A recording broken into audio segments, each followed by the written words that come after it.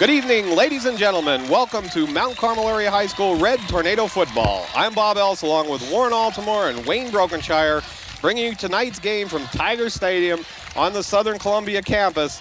The Red Tornadoes against the Southern Columbia Tigers.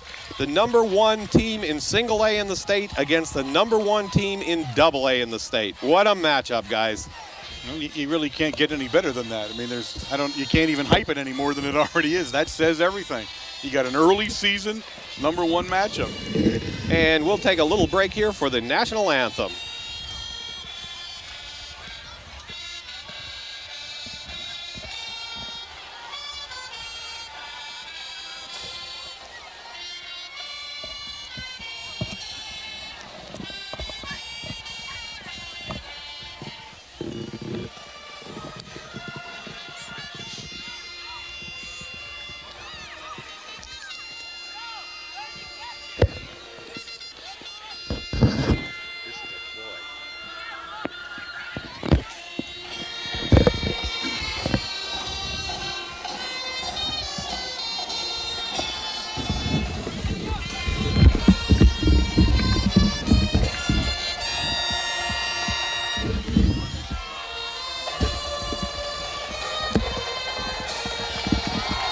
Well, Warren, that's the first time I've ever seen a band not play the national anthem on the field, walk back into the stands, wait until the team comes onto the field, and then play the national anthem. A great bit of high school football there, and that's exactly what Southern did.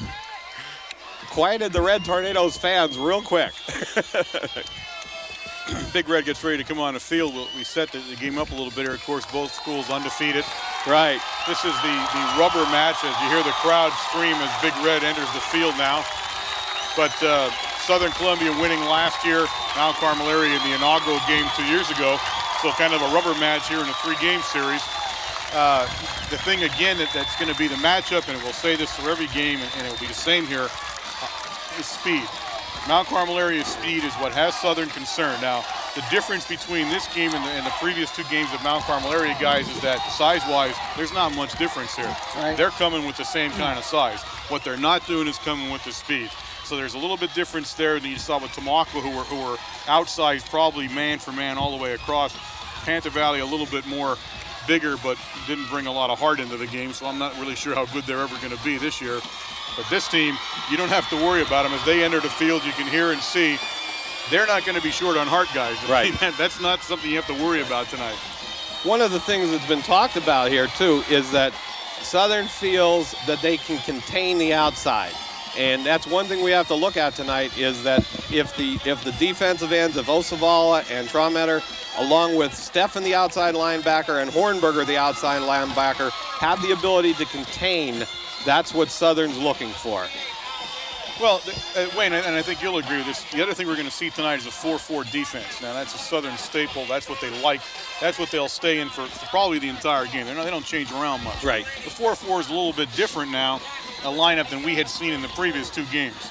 So how they play it and what they're looking at as far as their two outside linebackers and, as Bob said, the two ends are going to be the big difference in the game tonight, I think. Well, I'll tell you, we're coming back with some experience from last year, and as you remember, again, from that third game with Southern area, we had seen the 4-4 right away, and it seemed like every other team that we played after that was running a 4-4 against us.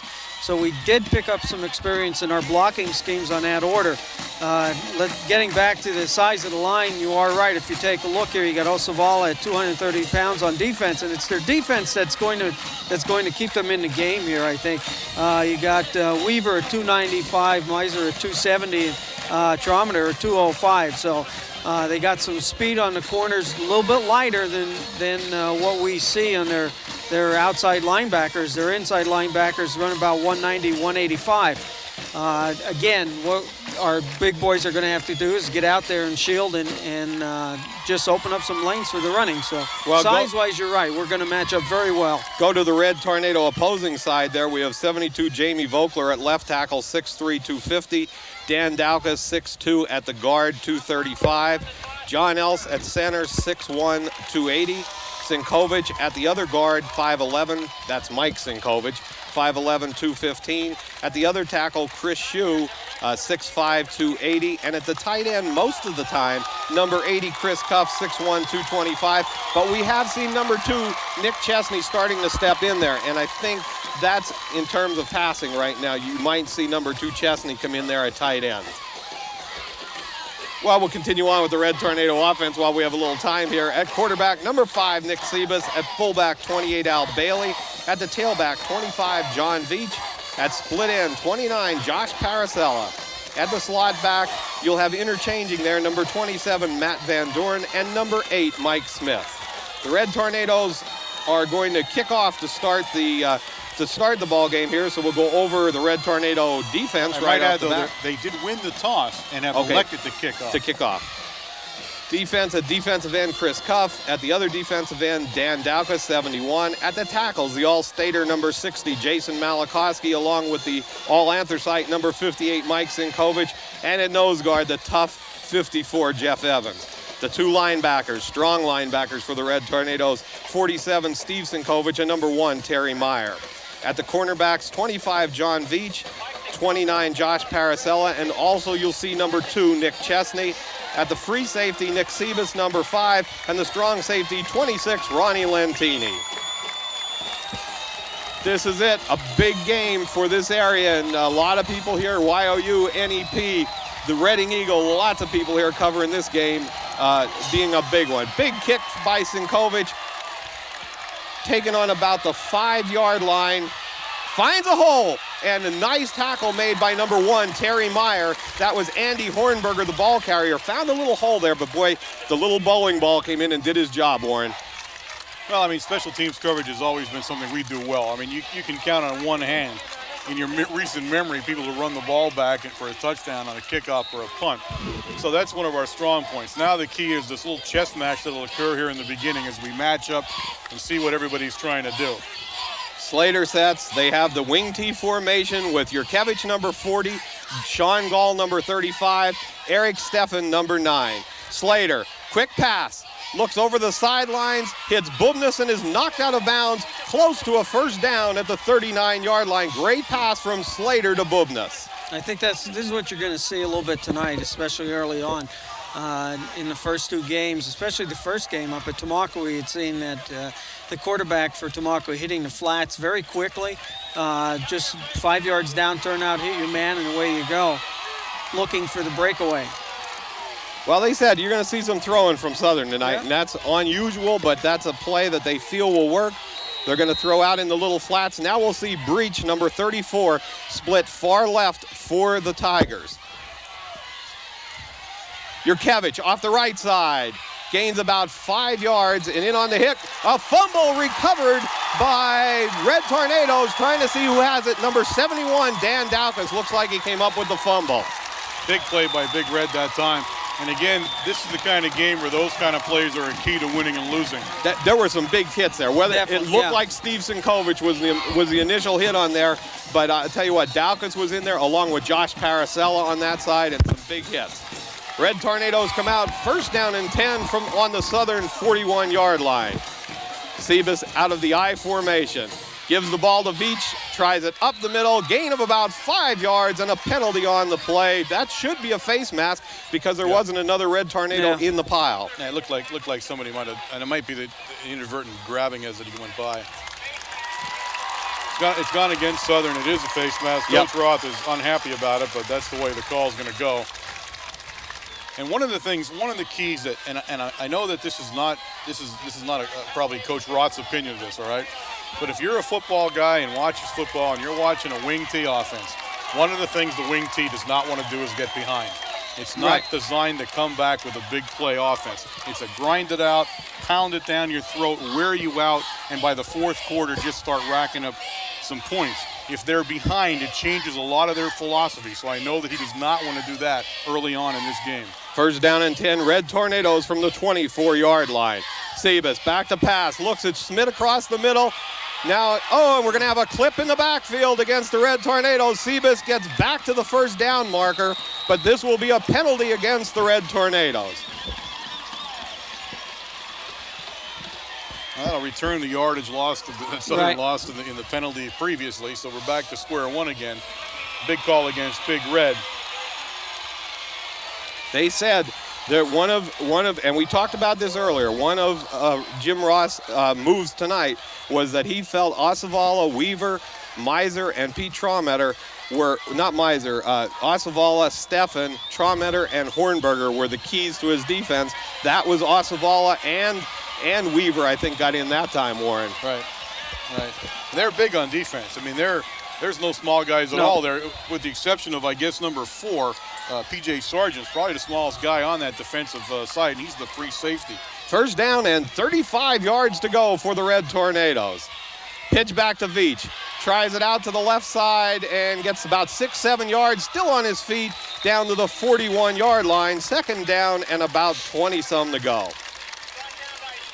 Well, that wasn't a bad pickup. No, look at some of the blocking there. So they were sort of looking, we weren't even a pass formation, but the free safety out there, he didn't know which direction to go if he wanted to come over here on Smith. But there was some fine blocking over there on the left-hand side with Cuff, Malakowski, and else. Out of the shotgun formation, snap back to Sebas. Has time, looking in the corner here to Paracella. Hits him on the 31-yard line, incomplete. A big hit by number 11, Andy Hornberger. You're looking at the defensive end, Warren, is what you're showing me there, is actually 55. Number 55. Is it 53? No, 55. Okay, 55 is Chad Rodarmel. I'm sorry, and what do we have there? That's what I'm looking for. We have Pete Traumetter in there. Right. So I do not see him. I see 55. Okay. He began the game. That's what I was Sorry about that. Sorry about that, Chad Rodarmel. Only numbers that we had been given. So. I kept checking to see maybe he was moving around, but he isn't. That's where he's at. Third down and long for the Red Tornadoes. All on a clipping penalty. 73, Osavala was in there again. Almost intercepted by number 4, P.J. Sargent. Probably good that he didn't, but I'll tell you what, 73, Osavala is just putting a heck of a rush on the Red Tornadoes. Give Mark Osavala, a junior, 5'10", 230 pounds. Great credit there, Wayne. Now, what you're seeing here is that their defense, as soon as they see us in a passing attack, they get back in a prevent. The 3 times that we passed, and they got so much coverage down there. We have to look to somebody in the flat or over the middle on a delay pass. Punts away, bounces. Now it looks like it's going to roll toward the end zone. Will it make it there? Yes, it does. First down and 10 Tigers from the 20-yard line.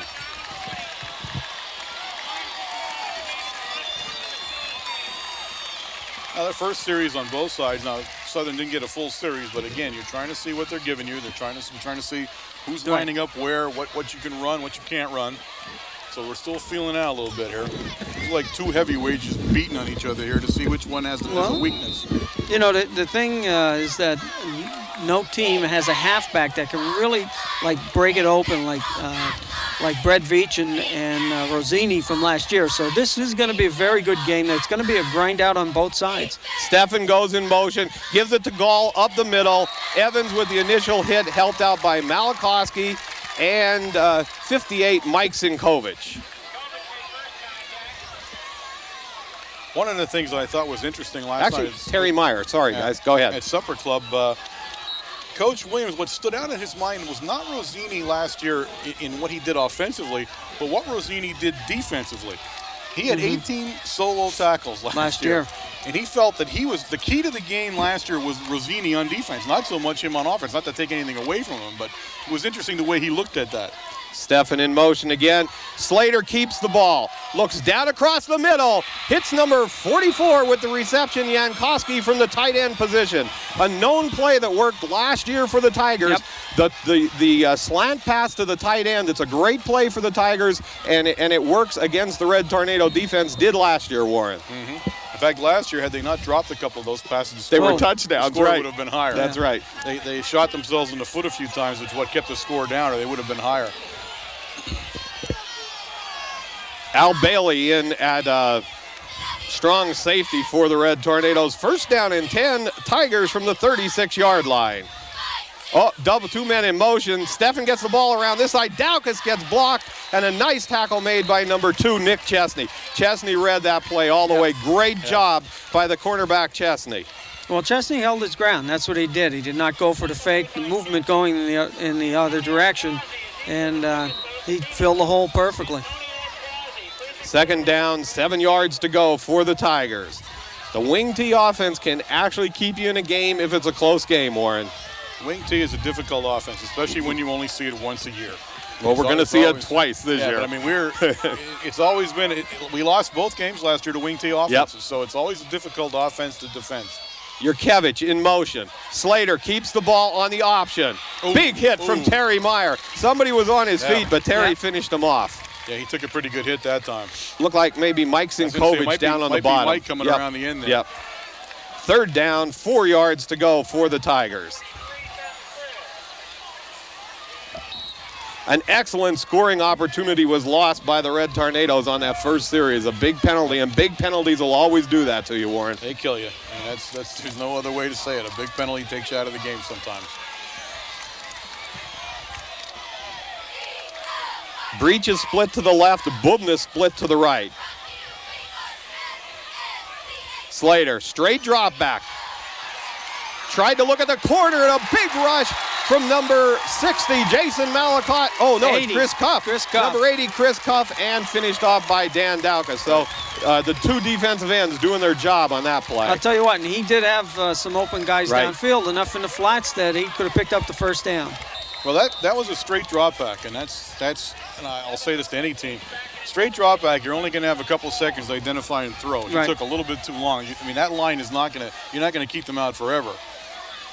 Ooh. High snap, Malakowski with the big rush, and the kick is off and flying. It bounces off of Paracella's leg, and whoever's down underneath, if Josh has the ball with all those Tigers, it'll be a miracle. Yeah, he does. Boy, was that lucky. Gotta keep your head up. You gotta know where it is. And somebody behind you have to tell you, get out of the way, too. Gotta know where the ball is. He had enough presence of mind when he hit him in the calf. He was going for the ball right away, which was great play on his part. It was a very short kick, though. Yeah, Big Red takes over on the 36, their own 36. So field position, although they are losing a little bit, they're still not being pinned anywhere. Right. They still got pretty good field position to start their two initial drives. 6 minutes, 38 seconds left in the first quarter. No score from Tiger Stadium. Draw play there, and boy, that one just got tangled up. Great defensive play by the defensive tackle that time. I don't know if that was a draw. Defensive end now. Now Traumetter's in. That was number 25 in on the play there, Warren. Right. I don't know, was that a draw or was that a pitch to the outside? I think it was supposed to be a pitch, I think. I think he turned it in, but I thought he was supposed to be a pitch. Okay, 25 Traumetter is now at defensive end, along with 77 Ben Miser at the right defensive tackle. Pitch back to Veach. Oh, great play by 11 Hornberger. Veach gets outside, finds running room, breaks it down, and close to a first down. It is a first down at the 50-yard line. I'll tell you what, you take a look at Mike Sinkovich coming out of his guard position there. I'll tell you what, he kept up with his man and pushed him right over into the out-of-bounds area, right in our team, and enough there to pick up the first down, and it came off his block. Sinkovich into the lineup now at fullback for Mount Carmel area, replacing Bailey. We haven't seen Steve too much at fullback this year so far. Behind Sinkovich, Veach over Hornberger, fumble on the play, and will be recovered by the Tigers. I thought they called him down.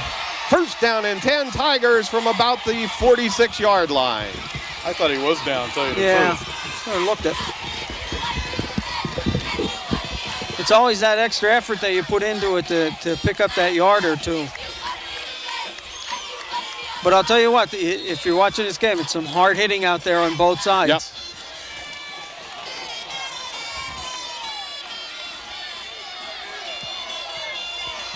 .5:33 left in the first quarter. Stefan, we have a total shift there. Bubnas comes in at tight end. Tries it up the middle. Big play by Mike Sinkovich. Oh, my goodness. Nobody touched Mike Sinkovich, did they? Well, I guess you were trying to influence him, but wow. He was absolutely not influenced. What a squared up whack of a hit. Second down, 11 yards to go. And it wasn't like he was going to spin off of that tackle either. I mean, no, it was solid. He had him ripped up. He wasn't going anywhere. Slater with Bubna split far right. Pitches back to Gall. takes it to the right side. There comes Ronnie Lentini up from his strong safety. Does a nice job on the tackle, helped out by 71, Dan Daukus. You're not going outside. I'm telling you, and I believe that. You're not going to run that play outside. It's not going to happen. Now you take a look at Malakowski. Malakowski on that play took the lead blocker on, and he strung him out that the back had to go around him. Now that works if you can control the end of the tackle. That's right. And you might control one or the other, but you're not controlling both of those guys. It's not going to happen on the outside for that type of play. 3rd down and 11 yards to go. Passing situation for the Tigers.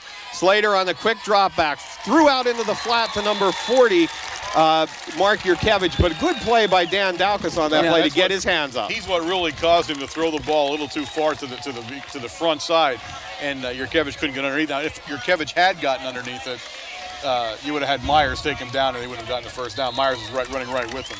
Punt situation for the Tigers. In punt formation, number 35, Sean Gall. Deep for the Red Tornadoes, 25. Oh, boy. Penalty against the Red Tornadoes. Too many men on the field. Fair catch called for, and this one will be downed inside the 10-yard line. But, wow, the Red Tornadoes have 3 major mistakes. A fumble, a major clipping penalty, and now too many men on the field. And, again, these are all just mental errors. But they're mental errors that are hurting that us. hurt you bad, yes.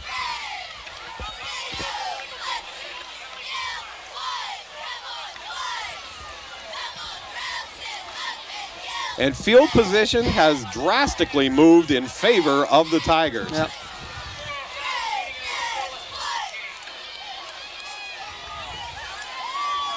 Sometimes when you play a wing T team, field position is everything. Oh, definitely. You need to get field position. You need to score some points. That's what it's all about against them. I mean, it's like that against anybody, but a wing T, I still say, suffers more when they're behind than most offenses do.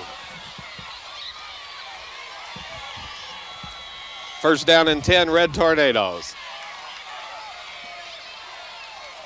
Tries it up the middle to the fullback, Bailey. Gain of about maybe 4 yards, Warren. The good thing about Southern, when I said I bet you Coach Roth wouldn't agree with me about that statement, is that they're never behind. So I guess you don't have to worry about it too much.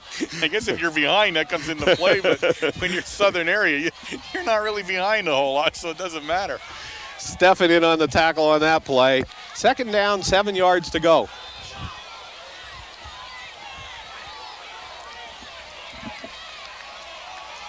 Van Doren split far right for the Red Tornadoes. Split backs, pitch back to Veach. Good play by 11, Hornberger to get him turned outside and brings him back up, but 1st down at the 24-yard line. Nice run by Jonathan Veach. See, they got a piece of Hornberger. You got to get him. That's all you need to do. They got to get those defensive ends right. And once he turned, Veach was able to decide which way to make the cut. That's all you got to do is at least keep him busy for a second, and you can get by him. Power eye football coming into this game for the Red Tornadoes right now. You're going to see Terry Meyer and number 47, Steve Sinkovich, lined up in the power with Veach back in the I formation. And they're going to go to the left side. Bailey was actually the back. I'm sorry. It was to Bailey, and he gains about maybe 3 or 4 yards. At 35 that time, Gall had a great hit on him, but he gained a couple of yards coming through the middle. But nice hit by Gall. 2:47 left in the 1st quarter.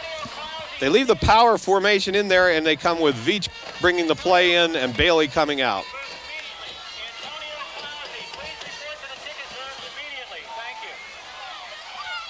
One thing you find about Southern, and at least in the couple of years we saw them, always strong linebacker play. Yeah, definitely. No matter who's there, they're strong in the linebackers. Going to go to the power, fake it to Veach. Now we're taking it outside to Sebas. Finds some running room and gets it down to the 48-yard line. 1st down, Red Tornadoes from the 48. That's nice a good play. Nice fake play. The power and come with Veach, come with Sebas. And Mikey Sinkovich made the play work. Right. Really did. He had a fantastic block on the corner that time, and that's how that play works. But now that, if you notice, they took their 2 linebackers and tucked them real tight. They were shoulder to shoulder. They saw the power formation and coming. thought they were going to come up the middle, and that time, just a little fake job there, and we came around the end. And with Sebas' speed, again, we'll say it, you only have to give him a step, and he's off to the races. So always a potent weapon when he has the ball tucked in his arm. Now we have Chesney split right, and we have Paracella split left. Another new formation for the Red Tornadoes. Veach goes in motion. gives it to Veach, finds some running room at the 49, to the 44, to the 40-yard line.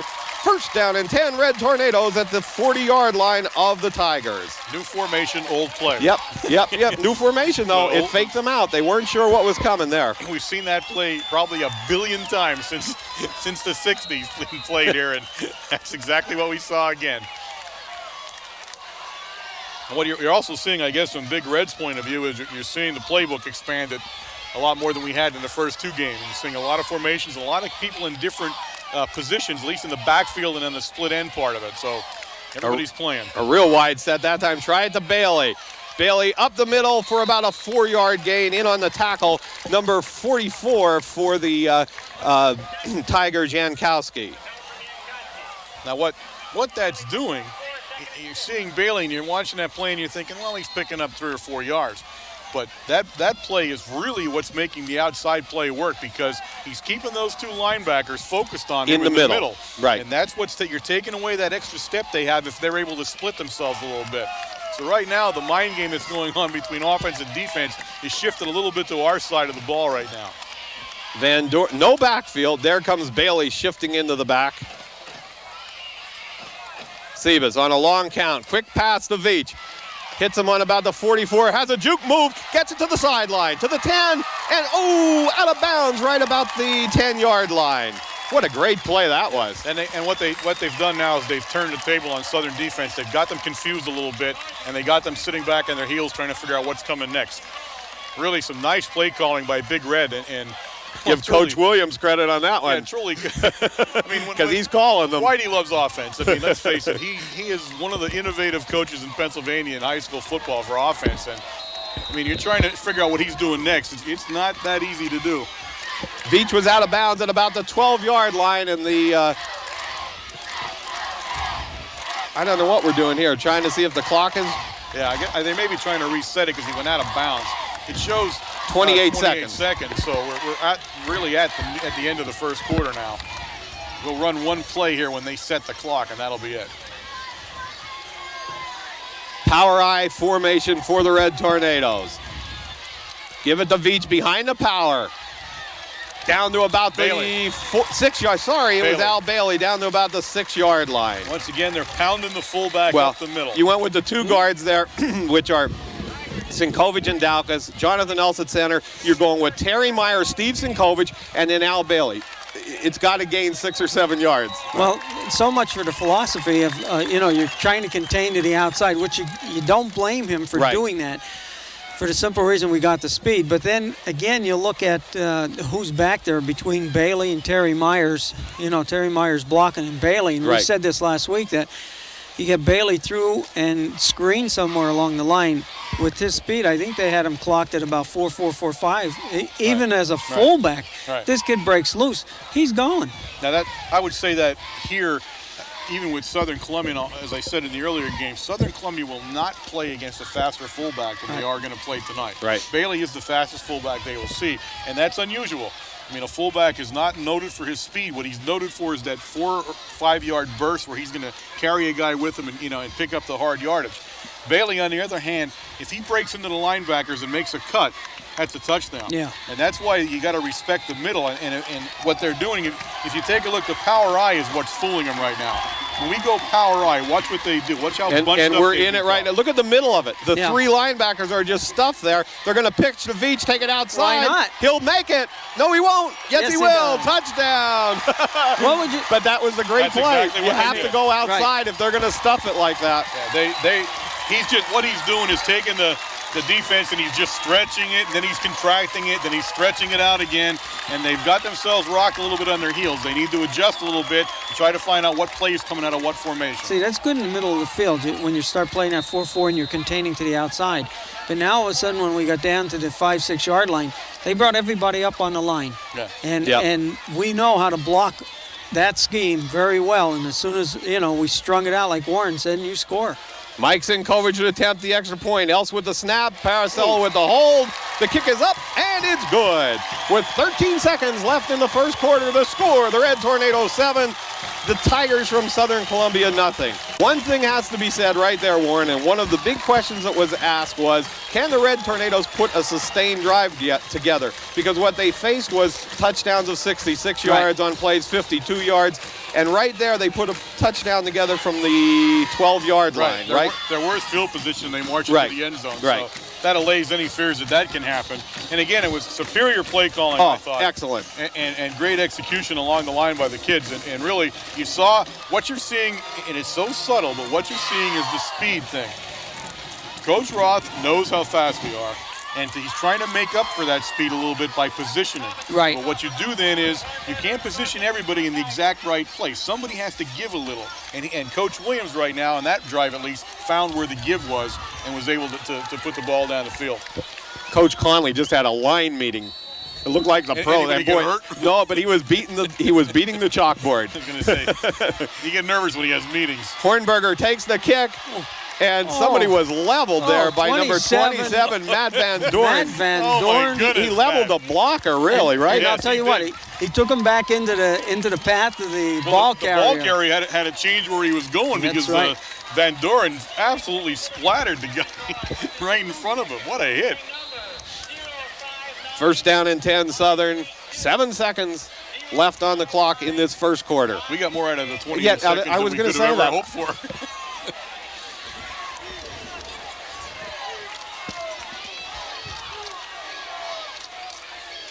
Slater tries to gall off the right side. Malikoski in on the tackle, helped out by getting up right there. And 80, Chris Cuff, and number 1, Terry Meyer. And Chesney coming off the end of that. Chesney there too, okay. That's the end of the first quarter. The score, the Red Tornadoes 7, the Tigers nothing. Now, when I talked about earlier, as far as Southern being down, now being down 7-0 isn't enough to change your offensive philosophy. No. Let's face it. I mean, I think Southern Columbia, after all these years, has enough confidence to know that they're still in a football game and they can easily win it. But if Southern Columbia or any other wing T team now all of a sudden finds themselves down 21-0, that's a whole different ball game. Now, Coach Williams, he said at Supper Club, we talked about the wing T, and he really kind of poo-pooed the wing T. He said it was just another offense. It was still kids, lining up against each other.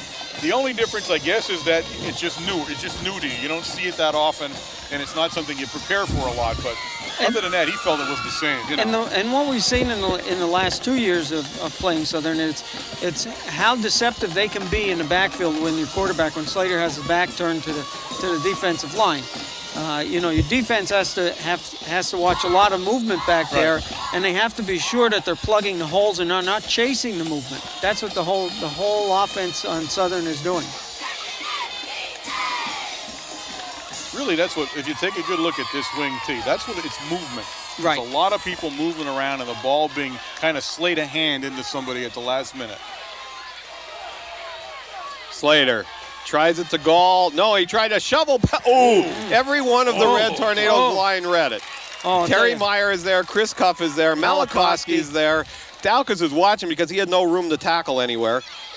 And Cuffy, number 80 on there. Yeah. And Terry Meyer was there too, I'll tell you what, he was lucky that wasn't picked off. Yeah. There were enough white shirts there, weren't there? Yeah. Again, they're trying to deflect the line rush straight up the field by doing that. And then what you do is you plant in their head that they maybe shouldn't come up so fast. Right. So he's trying to just stop the rush coming so hard on them. Slater in a 3rd down and 6 passing situation. He's trying the quick pass, looks down across the middle of the field, has Yurkevich, caught the ball, great catch, covered by Veach, but Yurkevich had 3 steps on Veach and got the ball. Great throw, First down at the 29-yard line, and Southern can throw over the middle. They've said that before, and they did it last year. Well, Slater said that was an excellent pass. Yurkevich just ran underneath that, and it came right over his shoulder for the reception. Yeah, you can't do it any better than that. No, you can't. Slater and Yurkevich ran a perfect route, a perfect throw, and that's what happened. And those are difficult to defend. Oh, definitely. The only way it's coming right over your shoulder like that. The only way to defend it is to get a good pass rush and not let them throw it. That's about what you can do with that. First down and 10, Tigers from the 26-yard line. Steffen goes in motion, gives the ball to Steffen on the outside. found some. Oh no, he didn't find any running room. Chris Cuff ran him. Cuffy ran him down from his defensive end. Chris Cuff. Actually, Chris took a look at coming inside and then actually caught him. Yep. So the speed of Chris Cuff showed right there as he ran Stephen down. Now Stephen, that time, that's a play where he doesn't have any blockers out front. But he was going to the corner. Everything influences the line to go to their left. He's pitched the ball to his right, and he's trying to get around the end, hoping he's got some room. Now, what happens there is the end has to make the move in, or he's going to stop the play like he did. Number 34, Breach, is split far right. Yurkevich comes to the right side. Now they have trips. Pitch back to Gall, had the blockers out there, and a clip against Daukas. Malachowski makes the tackle, but number 4 in on the clip there against Daukas. He just took him right down, which was P.J. Sargent. They're calling holding. Oh, was it holding? Yeah. Well, either or. Right, it was the same kind of thing. But a big penalty in an inopportune time for the Tigers. It'll march them back. And that's exactly what killed the Mount Carmel area drive earlier in the game. So now, one thing you're seeing here is that Mount Carmel is now containing the outside on Southern area on defense. There, they've strung everything out. They might be giving up a yard or 2 yards on a carry to the outside. Southern area, like you said, might have to change their game plan slightly and try start hitting the middle again. Second down and about 20 yards to go. The ball is resting on the 34-yard line. 9:55 left in the first half. Slater, straight drop back. Big rush from Cuff. Hits him. It was on a a screen pass. Big run down by number 58, Mike Sinkovich. How do you see your tackle come and make that play? I'll tell you what. You want to see some movement. We're talking about speed here with our halfbacks and our wide receivers. You take a look at Chris Cuff catching a halfback after he comes off a block, and you take a look at Mike Sinkovich at that point. A defensive tackle. A defensive tackle. The speed that he put on to make that tackle. Unbelievable. Third down and 11 yards to go. Yurkevich in the slot to the right. Breach split far right for the Tigers. Tries it to Stephen. Stephen's going to throw. Looks in the corner of the end zone. Intercepted! Nick Chesney! Chesney's got it. Great job, Nick. Yes. He played the ball from the moment it happened. Great interception Saw by the whole Chesney. play. Now there's the case there. If that wasn't caught as an interception, there should have been an offensive foul, a flag on the offense there for interference because he was all over his back the whole time. You know what that is, guys? That's a coach's son. Yep. That reads the play, a trick play that quickly, it reacts as well as he did, and then gets in position for the interception. Nick, here's the bottom line. What they say about Nick Chesney is he knows football. Yeah. Sure. He knows football. He knows that the most important is his job in his life there was to cover that receiver rather than coming up and take the run on. First down, Red Tornadoes. Tries it up the middle of Veach. No. Sebas still has the ball on a fake. Great fake by Sebas. He's going to make a cut. Still finds some running room and down to the 44-yard line. First down and 10, Red Tornadoes. 34 breaching on the tackle. What a great fake by Nick Sebas. Yep. I thought Jonathan Veach had the ball. You had me following him there for a second. And Veach, Jonathan Veach did a heck of a job at running into the middle of the line. Defensive end made the hit on Nick Sebas as he was coming around. If that was a full-out sprint for Nick, as soon as he faked the ball, he was gone. Yeah. He was hit, and he still picked up 30 yards on that play. Yeah, so Stephen actually, we never saw that part way. Right. Stephen actually touched him because we were watching Veach. First down and 10, Red Tornadoes out of the I formation. This one's to Veach off the left side. Great tackle made by Stephen, and you got to block the defensive ends, guys. Stephen and Andy Hornberger on both sides. You got to stop them or they're big plays, Warren. Well, I'll tell you what, Veach just had free running for 3-4 yards there. I mean, the defensive end never, even though he made the tackle, he never made the move on the line. Right. You know, he was going to the left, to the interior portion of the line. Second down, 4 yards to go for the Red Tornadoes. Steve Sinkovich in at fullback now for the Red Tornadoes. This one's going to Bailey off the right side. Finds a little bit of running room down to about the 25-yard line, close to a first down. Now, Big Red is now beginning to chew chunks of yardage up here on their drives. They're being stopped, but it's always for 4 and 5 yards. If you take a good look when you in the next play, if you can, take a look at the line surge. The line surge alone is 2 yards, which is given you got 2 yards going that way when you're a back. You're going to pick up some yardage. It's easy that way. 3rd down and inches for the Red Tornadoes. Of course, it's easy for me to say that. I'd need a line surge of about 20. And even then, it might be a problem. Sebas, quarterback sneak behind the bus. The bus. First down, Red Tornadoes. Yeah, when you got the bus, when the bus is 5 yards down the field, you're first down. Yeah, Let's you're face right. it. Yeah, I mean, when you got the bus at center, and you got yourself a yard. And you don't have a nose guard. Come on. It's pretty much a given there, you know. Great block on the, you have to get the linebackers, coming through there. Yeah, but I mean, that's what I mean. You got the bus with that kind of room there. I mean, it's a given. He's just going to do it. 6:51 left in the first half. Sebas fakes to Veach.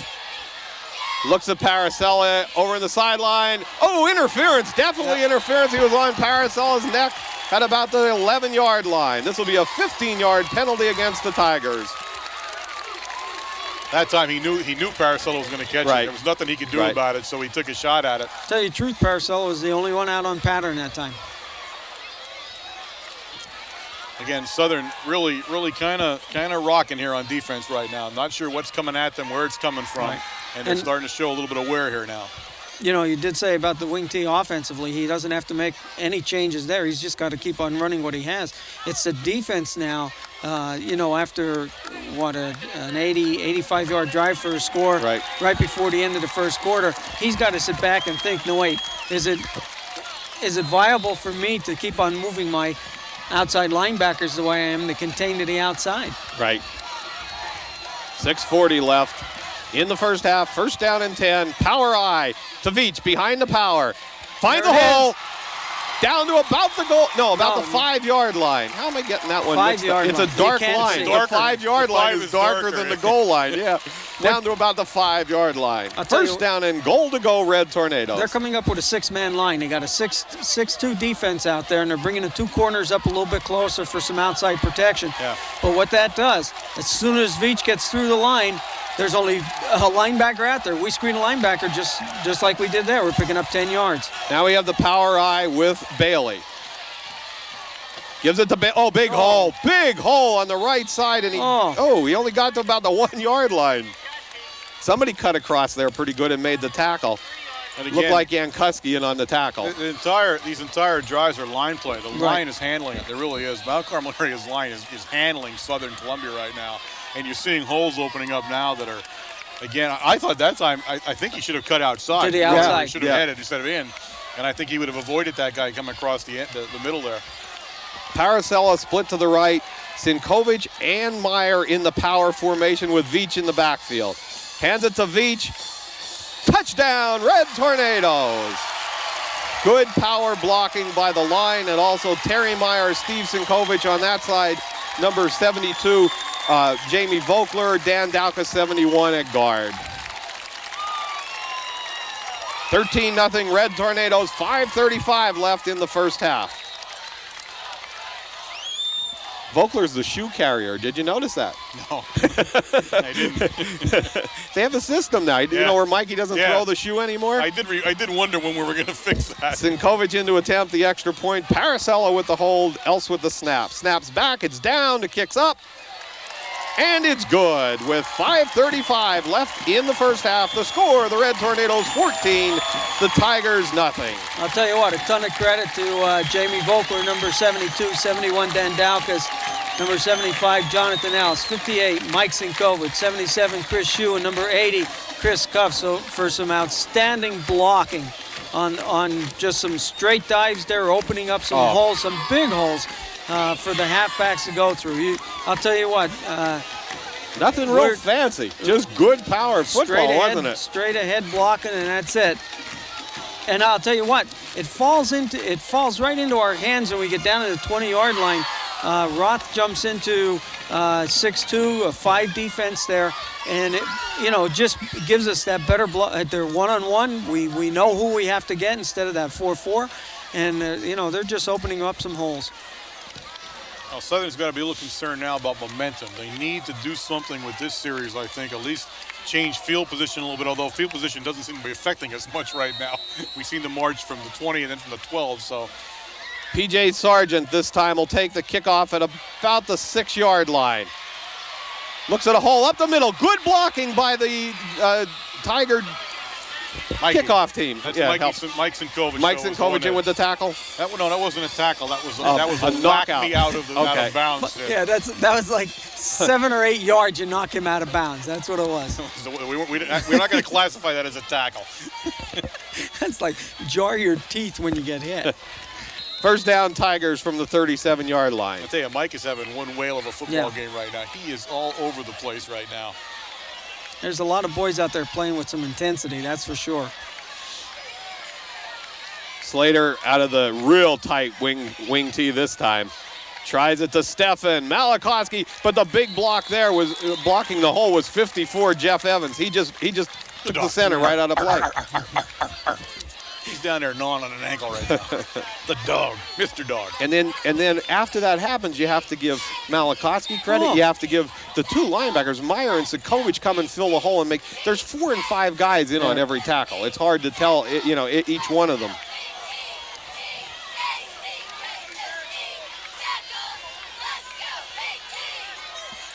Going to try a pass. Big rush this time by the Red Tornadoes. Jeff the Dog Evans finishes them off at about the 30-yard line. Now, what you're seeing here is that Southern area in that first down there came out very, very tight, and we pulled everybody in. We had the free safety was back. This time they split out, and they're hurting. They have to move the ball down the field, so they're trying a pass. There were only 2 people out. There was a delayed halfback coming out of the backfield, and this split end out here took off downfield. I mean, after that, he better get the ball up in the air. 4:17 left in the first half. 14-0, Red Tornadoes in the lead. Chesney covers a breach out here. A 2 motion here. Oh, big rush that time by the center of the Red Tornado defense, Malakowski and Jeff Evans. Evans and Mike Sinkovich are just starting to eat up the offensive line for Southern. They're showing a lot of pressure, both pass and run here. You have to remember why that is, though. The wing tee. Now, where the success with the wing tee passing is because you're still checking on everybody getting the ball. Then he drops back and he passes. When you know he's passing, you're not checking anymore. Yeah. So you know they're not running that fullback up the middle anymore. Gall with the punt in the direction of Sebas. Fair catch called for at the 40-yard line. First down and 10, Red Tornadoes at the 40. That's what I had meant about tough to come back with this kind of an offense, because when it's time to tee off now, when you know they're passing, it's a much more difficult offense because it's not a pass-geared offense to begin with. And that's where they're going to hurt a little bit. If Nick Slater has to drop back and pass on 2 or 3 downs all the time, this game's over. It's as simple as that. And especially, just sending out with the line surge on defense that we have, he can only put out 2 receivers. Right. That's what I mean. And I'm not saying this against Slater. I'm just saying that the offense is not geared to do this. Fake to Bailey. This is a big rush by 55, and Sebas dropped the ball. 55 in on the rush for, and that's Chad Rodarmel coming from the right defensive end position again. We had everybody in the pattern. I mean, we had the whole group out in the pattern, and I don't know what, the play didn't look right from the beginning there somehow. I'll tell you what, I think it took Nick by surprise. He was looking for a fake dive man coming up, and he wasn't there. And Nick sort of turned his head looking, where you at? And by that time, 55 was putting some pressure on him. And that brings up actually, there was nobody there, though, with him other than that defensive end. That's the guy we have to get. 2nd and 22 now for Big Red. This is an ugly one. Tries it to Veach, going to take it outside. Finds some running room, and he made it out there. Bubnas makes the tackle, but after about a 16 or 17-yard gain. I was going to say 18 yards he picked up here on that play alone. And again, what you saw there was Veach, he breaks the outside, there's the speed, but notice when it's time to take him down. Now, he took two guys another 3 yards before he went out of bounds. Jonathan Veach is very strong. Oh, yes, he is. He's a very powerful runner. We had said that about him last year, that the difference in all the Veaches we had seen was this one wants to lower the shoulder and take you on. And you see what he's doing. That's exactly what he does. The best time he runs, and when you watch him from last year and this year, is when he gets that intensity that he wants to run you over. Mm-hmm. When he puts the steam on and puts his shoulder down, that's when you enjoy watching him run. Mm-hmm. Let me take a quick moment here, ladies and gentlemen, to remind you that you are watching WKMC TV. broadcast directly from the Mount Carmel Area High School campus. We are, our microwave signal is WLX267. We are an instructional fixed television service. You catch us on a Wednesday night, 8 p.m. Service Electric Cable System, Channel 13. High atop the press box. We want high atop the press box. We also want to take a special thanks to, we had talked with Officer Welcome and Officer Brokenshire, Wayne's cousin, and of course, Chief Craig Long. And you may not know this, but he knew that we were in trouble in traffic. Locust Township Police helicopter landed down there in a farm down in the valley and got you choppered Wayne and I into the back of the field here. And I didn't even know Locust Township had a police chopper. They did that 2 years ago for you too. You know that. And a special thanks to Locust Township Police Department for all their nice things they do for us when we come over this way. Third down out of the shotgun for the Red Tornadoes. Sebas with Stefan on his ankles. Now he'll turn it upfield, find some running room. First down at the 43-yard line, and that is just sheer speed. Yeah. A defensive end had him dead to rights, and we had no block on him, and he just got right through it, and Sebas made the play. The problem with the defensive end is that he got caught flat-footed. He saw Sebas 7 yards away, and he had a lot of room to make a tackle, and he got back on his heels. First down and 10, Red Tornadoes from the 42-yard line.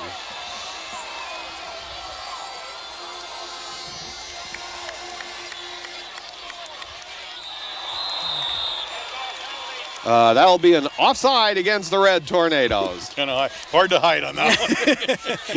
No matter what you do, you can't hide off of that one. They'll push Big Red back 5 yards. I'll tell you what that shows at this point, even though the score is 14-0, it shows that we still have intensity out there, and we're trying to get the cadence down. I mean, that's not a mental error. I don't know if Coach Connolly's going to buy that one at halftime. Now, hopefully he can tell him that one, but I don't know if he's buying it or not. He'll hear it on the tape, but I have to give Oakland credit. They're still aggressive. I don't know if that one's going to fly. Sebas, back to pass. It's a screen over here to Cuff. Good block by Else and by 58. Sinkovic gets him down to the 28-yard line. Good play. A screen pass to the tight end, a pulling center, and a pulling guard. There were some nice blocks. There really were. And Cuff, I'll tell you what, you don't get to see him moving that much with the ball, but he had some purpose there as he was moving down the field. 1:12 left on the clock, and the clock's winding down here. 1:08.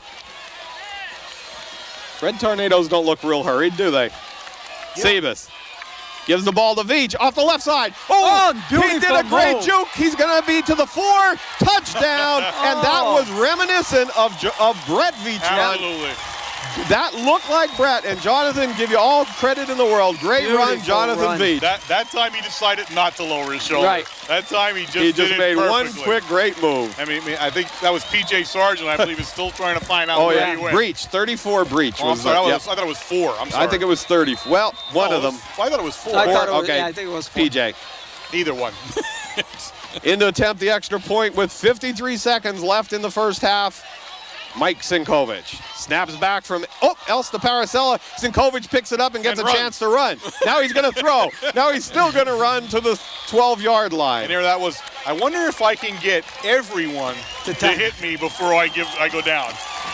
Well, when was the last time Mike carried the ball? About 2 years ago? That's right. There you go. He takes full advantage every time the ball. But also he was going to pass. Right. He had his Joe Namath look there for a second. He was stretched out, ready to go.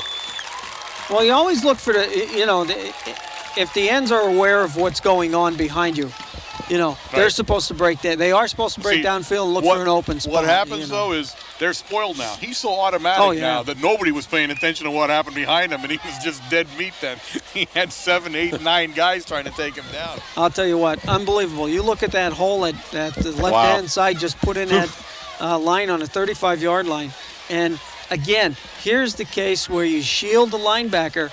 Jonathan Veach got hit on the line of scrimmage, and he squirted through. And as soon as he got through, the only person that you had to beat was that defensive back that's trying to come over. And again, there he was. He was caught flat-footed. And it's amazing, how you can turn from just bowling somebody over to watching. As you're running, he's watching the defensive players see what he's doing. As soon as he makes a move in one direction, Jonathan's going in the other. Sinkovic tries the squibber kick and will go out of bounds at about the 30-yard line. So this one will be brought out to the 35, first down and 10. And Now that was a play, though. Mike's saying, I don't like that squibber kick. I never did. I didn't want to kick it over there. He has that little spot, though. He used to be able to put it right in there. And he was good at that. He went for it again, so. But he likes it down when he's kicking it down to the 10 and the 5 now. He's gotten used to doing that now. You got 53 seconds remaining. I don't expect to see Southern do a lot of crazy stuff, or there's no sense risking an interception or something. I think they're going to probably play this one safe. Breach is split far right and Bubna's far left. Slater going to try a quick pass out here at Breach. And he cuts it back to the middle of the field. Chesney hits him along with 47, Sinkovic, 26. Lantini, 5, Nick Sebas in there on the stop also. Did you see Steve Sinkovic missed him the first time around? Came back for the second hit? And I mean, you could see his head going back. You got to go. In that case, he's got to go down, though. That's something you learn a little bit as you move, but you got to learn to go down. 3 yards to go, second down. Slater, straight drop, Cuff with a big rush. Tried a screen pass to Gall, but that was just, Chris Cuff broke that one up. Didn't let him throw it very good at all. Well, I mean, under that kind of pressure, and remember, he has to turn to throw that one. Right. He turns completely around to do that play. You turn around and you see him coming at you, you're going to rush the pass a little bit. I'll tell you what, he was lucky he turned around and saw him out of the corner of his eye because Cuffy had a full head of steam on him. I think he would have gotten hurt if he wouldn't have moved a little bit there. And again, I think that the tail of the tape so far in the first half is speed, as we had said earlier. Southern has not matched up speed-wise very well, at least so far in the game. But there's a whole other half to go, so I'm not counting them out, that's for sure. 21 seconds left in this first half. Slater pitches back to Gall, tries it out around the right side. 71, Dowk is in on the tackle with Steve Sinkovic, number 47. First down, Southern at about the 48-yard line. 15 seconds left on the clock. Now, again, as you know, we're in a back in a prevent defense here with the defensive backs. Right. You don't want to give them a little bit of momentum. You don't want them to score, but you don't want to give them the momentum if they do score right at the end of the half. Slater going to throw long. Oh, Paracella covering Bubnas. He had to sort of stay with him, but the ball actually landed where there were no receivers. He was better he underthrew that one a little bit because it would have been intercepted that time. Everybody was well covered, and everybody was in position that time. Second down, 10 yards to go, 10.3 seconds left in the first half. The Red Tornadoes in the lead, 20-0. And Mickey Moreau's coming in for Dan Dow, because you know what this is? An all-out defensive end charge at the quarterback. Send him in the kamikaze. They say, hey, Mickey, just go, baby. Send in the kamikaze. And that's right up his alley. Let's watch 41 right now. Slater. Not that time. Oh, no, they put him on coverage. Well, he had to be, but great tackle made by Cuffy. Number 80, Chris Cuff. Chris Cuff, and right there along with him was Jay Malakowski. That's the end of the first half. The score, the Red Tornadoes 20, the Tigers nothing. We'll be back with some halftime stats from Jose Gonzalo in one moment. All right, we're back, and we have some halftime stats from Jose Gonzalo. And Wayne, you took a trip down to the field, and great field conditions down there tonight before we go into the stats. I'll tell you what, the field is in excellent shape. It's very soft. It's cut just right. There's no holes out there. Right. It's no mud, no nothing, so it is in good shape. What was the length? Did you measure it? I didn't have my... All right. Sorry. Halftime stats. Sorry. Hey, you talk about firing on all cylinders tonight. I'll tell you what, the first half, I hope these guys are still fired up for the second half coming out. Take a look at these stats. The rushing department in the first half, 24 carries for 205 yards. In the passing department, we have 2 for 43 yards. Veach, 12 carries, 126 yards in his first half alone. Sebas, 6 for 58. Bailey, 6 for 24. Cuffy has 1 reception for 19 yards on that screen pass to the end, the tight end. And Veach, 1 for 24. First downs, Mount Carmel has 14 already in the first half. So you talk about an offensive team that has come out and taken over the field here. That's it. On the defensive side now, Southern area has 15 carries for 3 yards, 6 of 10 for 82 yards in the passing department, and first downs only 4. So both offense and defense are out there, and they've just taken over this game. Captains will meet at the center of the field. The captains on the field tonight for the Red Tornadoes. 58, Mike Sinkovich. 80, Chris Cuff. Number 60, Jason Malakowski. And number 75, Jonathan Else. The other captain for the Red Tornadoes, number 71, Dan Daukas. Only 4 can go out on the field, but there are 5 Red Tornado captains this year. Well, I think you look at the halftime stats, there's something you're going to say right off the bat. If the wing tee offense is only going to do 3 yards a half, right, the game's over. They need to move the ball on the ground. They need Southern Columbia needs to control the line of scrimmage. That's the first thing they should be doing when they come out now, is try to control the line of scrimmage a little better, because that's where the game was really gotten away from them in the latter half of that second quarter. They really started to get rocked back on the heels. The surge was taking them 2 and 3 yards back. I think that's what hurt them. Now let me give you a quickie here. The TV crew, the people who really make this all happen, the people that are responsible for you actually seeing this program tonight. On camera we have Joe Mazer, of course, right up here with us. He's our main man up with us all the time. Joe Gushin, Joe McGinley, and John Baluta. Master control is Joe D'Amico. That means that he gets to sit in that truck next to George, and every time something doesn't go right, George hits it with his hat. That's what master control means in this crew. And of course, the director of this whole operation and the man who's truly the brain trust behind everything you see and hear, George McPhee. And I want to give you a quick update for those of you who are morning people in the Mount Carmel area and who catch this TV program anywhere. Starting on Monday, WKMC TV goes live in the morning again as they had before. The announcements begin on Monday, September 21st at 7:30 a.m. And what that means is you can tune in to Channel 13 at 7:30. You can pick up the morning announcements from the high school, any news that might be happening as far as the high school is concerned, sporting events, that kind of thing. So it's really a neat little thing in the morning. If you've got nothing to do and you're up at 7:30 and you want to watch some TV, tune in to Channel 13 and the crew will give you. And that's where we get to showcase a lot of students. A lot of people talking there and doing their thing. So it's really a neat thing. If you get a chance, try to tune in and catch that. Well, the Red Tornadoes get to receive to start the second half, and you brought it to our attention early, Warren, that we had won the toss in the beginning of the game and elected to go on defense. And this worked out pretty well, because what you would think is that Southern would absolutely want to have the ball first, right? Try to establish some momentum. And here they are, because of the way we had done it defensively in the first half. They end up kicking off and giving us the ball right away, and they're already down 20-0. And what really hurts here is that Mount Carmel in the end of the first quarter and the second half, or the second quarter, put on a sustaining drive and took time off the clock. And certainly Southern area cannot afford to have that happen. Number 12, Nick Slater, will kick off for the Tigers. Ooh, good kick by Slater. You could hear that kick. Taken by Bailey, back on about the 4-yard line, runs it right up the middle of the field to about the 26. First down and 10, Red Tornadoes. Initial hit made by number 33, Paul Nazarchik. That's the kind of kick that hurts your foot.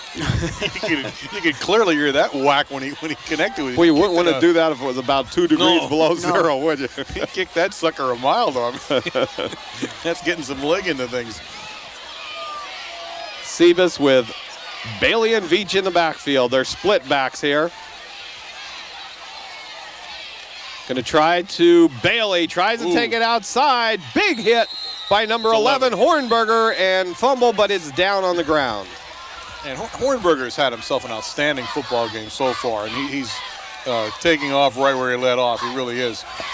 He's been. The problem with him is he's usually alone. That's what's happening to him. He's made to make all the plays by himself up there, and the speed eventually caught him a couple of times.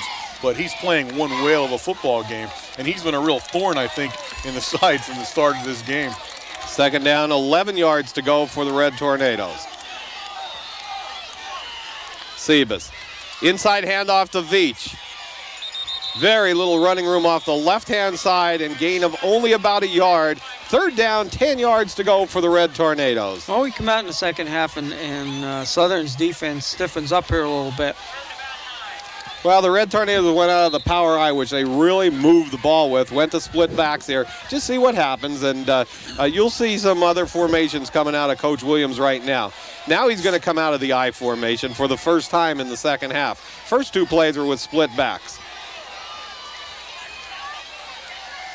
Sebas going to take it on a reverse to Paracella. Lots of running room. A great block by Chris Cuff, and it's going to come back. First down and 10 Red Tornadoes, but they're going to call a clip or a hold against the Red Tornadoes. I'll tell you what happened there. Clip.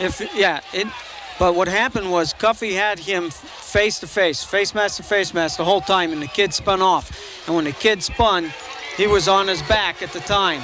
Cuffy was blocking his back, and that's when the referee turned around and threw the flag. What a great call. Yeah, we said Coach Williams had some in his hip pocket, and there was one right there.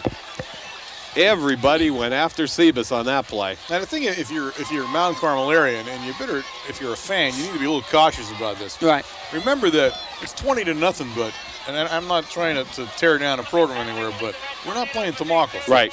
Okay, this is Southern Columbia area. Who have been behind this year already. Right. Yeah, they've struggled Pius against Pius X in the first half, but then came back in the second half. I mean, their tradition in football is unmatched. I mean, they know what to do, and they're a proud program, so this game is far from being over. Well, they will give you the full 48 minutes. Draw play to Veach.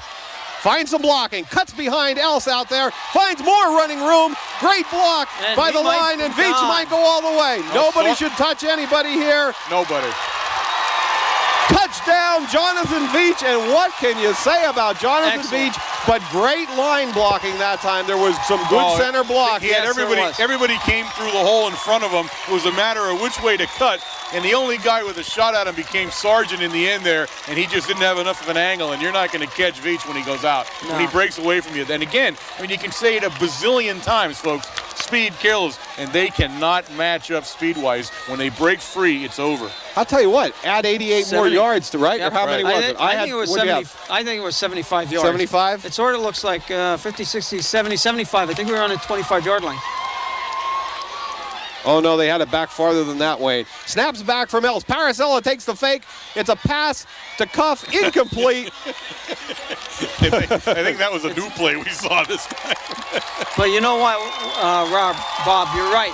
I think you are right. With the penalty, With the penalty, it was back there. But he had 120 some yards already. 126. 26 yards. About 80, so he's over 200 yards. He's over 200 yards. I would like to know, Warren or Jose's down there. Unfortunately, I would like to know what the single game rushing record is for carries. Now, Jonathan Veach is putting on a display here tonight, folks. An absolute display. So sit back and enjoy this. He is just absolutely tearing Southern Columbia up himself right now. And Mount Carmel area is beginning to look unstoppable. And what I'd said in the first half, I'll now say, and I'll stand by this, a 26-point lead is extremely difficult for a single wing offense to try to overcome. Southern Columbia will now beginning to pass, and only 9 minutes, 52 seconds in the third quarter, they will begin to pass more often than they are accustomed to in this game, and that's where I think they're going to run into problems. Especially our defensive line is getting very aggressive. 58, Mike Sinkovich with the boomer this time. Taken for P.J. Sargent, and he's tackled at the 20-yard line in on the stop. That's Van Dorn again. Van Dorn helped out by Meyer, and who else? Santini was down there, I believe. Okay. Yep. And Bailey. Here comes Al Bailey, too. He was in there. First down, Tigers from the 21-yard line, 26-0, Red Tornadoes. I think I have to eat a little bit of crow. I think at the beginning of the broadcast there, I did say that both teams, we had the good ground out game and everything else, but boy, we have some speed, and there's a breakaway right there. Steffen goes in motion. Slater tries it over to the right side. The boom is incomplete. Second down and 10. Tell you what, that was a nice play, though. He completely fooled everybody that time. When he made the turn instead of the ball, everybody else was facing an opposite direction. Right. He really did. That was some nice, the way he handles the football. And the wing T, the quarterback really has to be good. I mean, that's what makes it go. You got to be able to be quick with your hands and be able to move the ball around. And that time, he fooled me even. I wasn't sure where the ball went.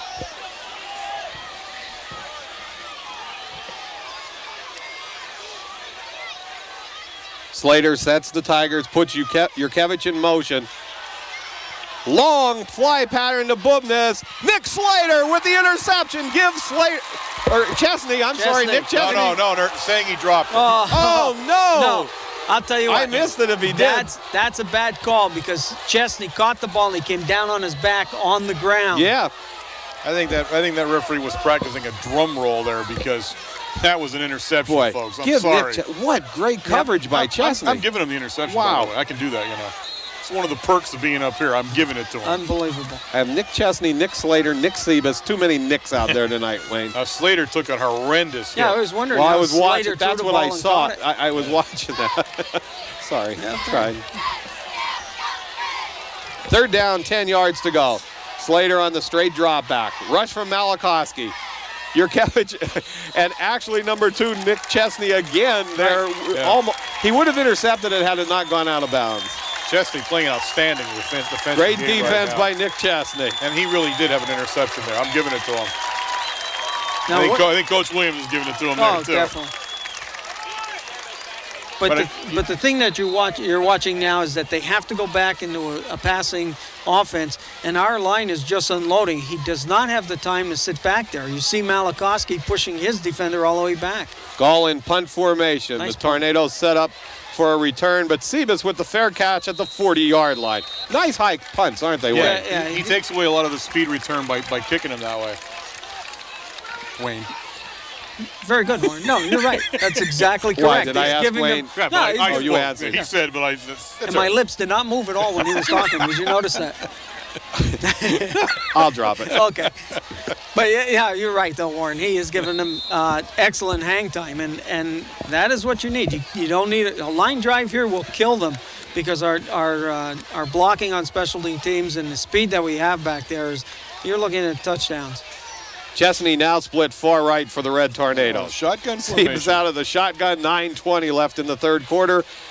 Bailey comes in motion, snaps back to Sebas. Lots of time, looks over the middle. Paracella breaking incomplete at the 30-yard line. Wow. I'll tell you, our line. Lots of time. Wow. Yeah, Nick had so much time back there. The line blocking on our pass is excellent. Good coverage that time, actually, by everybody downfield for the Tigers. Well, we saw that in the first quarter. As soon as we show pass, they go back in the prevent, and they have so many people back there, and they're playing such a tight man-to-man coverage. Out of the shotgun again. Bailey comes in motion. Sebas. It's a screen pass. And tipped 77 is the guy that really by made 77 that play. Miser. For the Tigers, Miser. 77, there's a kid that read the play from start to finish. It was only a matter for him is, where should I stand to be best able to break this one up? He didn't bite at all. He just stood there and waited and deflected the pass, and that was it.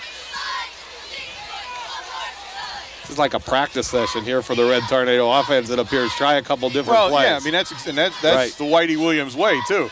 He's got himself a pretty good lead now, but he's also going to try things out in a game situation because, let's face it, this is game one of a murderous strip of games coming up for Big Red this year. From the shotgun, Seba's going to take it outside. Good block from Mike Sinkovich, but it will not be a first down. At about the 49-yard line, they'll have about 2 yards to go. Fourth down, 2 yards to go. It's be an interesting call here. What do you think he's going to do? Kind of punt. Yeah. Nope, that's not the punt team. I'd say power I is what I'm calling. You think? You think he's going here? Yep. You got your power right. eye backs in there. He's going. That's right. He's taking the full load with him this time. Look at that. Look at the block. Take a look at this, folks. And look at the black in front there. Look at the black uniforms. Fourth down and short.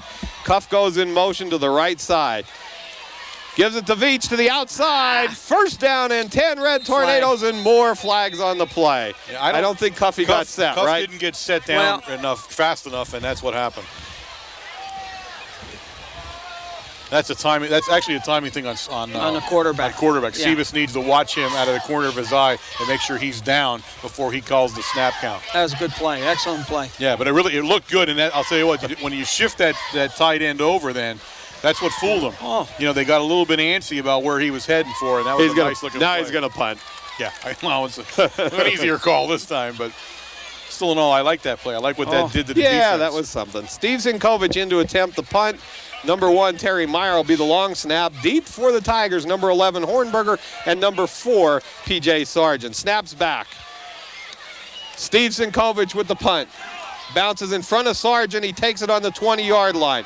Big rush from Mickey Moroz, and Mickey finishes him off. I'll tell you what, good job by Moroz. He actually had to run by it a little to cover his sideline here, Wayne, and then he came back and got him. Well, it's exactly what he's supposed to do. He's supposed to contain to the outside. He's supposed to turn everybody into the center. But what he did, he eluded the blocker also and made the tackle. Yeah, Moroz is like the guided missile. You set him up and you fire him off, and you just wait for him to hit when he comes down. First down, Tigers from about the 28-yard line. 8:42 left in the third quarter. Steffen goes in motion. Slater back to pass. Looks over the middle. Broken up by 28 Al Bailey, and a flag on the play. There'll be a hold in the middle of the Southern line. That play's going to be bounced back. In fact, there was a couple of holes that time. I was watching the dog. Well, the dog. And the dog he was double teamed on that one. Right. But I saw a shirt being moved around there too. But this will hurt Southern. And again, Southern is not in a position as time, even as we are only in the third quarter with 8:36, time is a problem for Southern area with an offense that takes a lot of time, a lot to score mostly. And again, Southern, there's no one, I don't think, on the Southern Columbia team on the offensive side that can break it away. Right. You're not going to break through. It's not, when you had Rosini, you knew once he got past you, you were history. But there's no one that's going to beat Sebas right now down to the end zone. It's not going to happen. Steffen goes in motion again. Slater rolls. Oh, big rush. They try the screen pass to Gall. He caught the ball, but Steve Zinkovic there first. Now Meyer. Gall finds some running room. Still on his feet. Daukus gets him. Still on his feet with some running room. And the nice tackle made by number 2, Nick Chesney. But look at the Red Tornadoes laid out there. About 7 of them. Gall broke the tackles. That was a fabulous football run. It really was. Gall was absolutely fabulous. That second, third, fourth, 10th effort there. But he just kept churning his legs, and he kept moving upfield. And Zinkovic leaves the game here, folks, and he looks like he's injured a little bit. He's dangling his right arm. He's moving it there. But when you can lift it up like that, you're okay. He got to lift it up a little. Well, in his case, he'd have to be carrying his right arm with his left for it to really be a problem. But still in all, they're a little concerned. Doc Greco runs over to get a good look at him. Could be a shoulder sting or something like that. Timeout called here. Coach Conley goes out to the defense of the Red Tornadoes. Coach Roth goes out to the offense of the Tigers. That's the type of football that you expect from Southern area. Yeah. That was just those types of plays, on both sides, Mount Carmel and on Southern, with Gall running like that, are the greatest plays to watch. Well, Gall, first of all, he picked up what was a very low pass. Yes. Nearly picked it up at his shoe top. Made the turn and really started being hit from the moment he turned upfield, and he strung 7 or 8 guys out before he finally went down. And the guy that tackled him, I think, saved the touchdown. Yeah, he did. I think he would have went all the way in otherwise. What he did was he had 3 guys blocking in front of him. There's only 1 tornado out there, and Nick Chesney caught him from behind. Coach Connolly has to make that sprint now. That was a sprint for him, by the way. First down and 10 from the 45-yard line. 8:08 left in the third quarter. Slater on the straight drop back. Looks over on the corner pattern here. Hits breach. Tackled by 29 Josh Paracella. First down, Tigers at about the 44-yard line. Nice play that time again by both the quarterback and the receiver. He was well covered. Yeah. Paracella had him well covered, and he just drilled it into him. Al Bailey in at strong safety now for the Red Tornadoes. And this is what we had said. You better not be counting out the black and gold. Right. You're going to be in serious trouble tonight. They are a very powerful and potent football team. Slater, back to pass. Terry Meyer held on that play.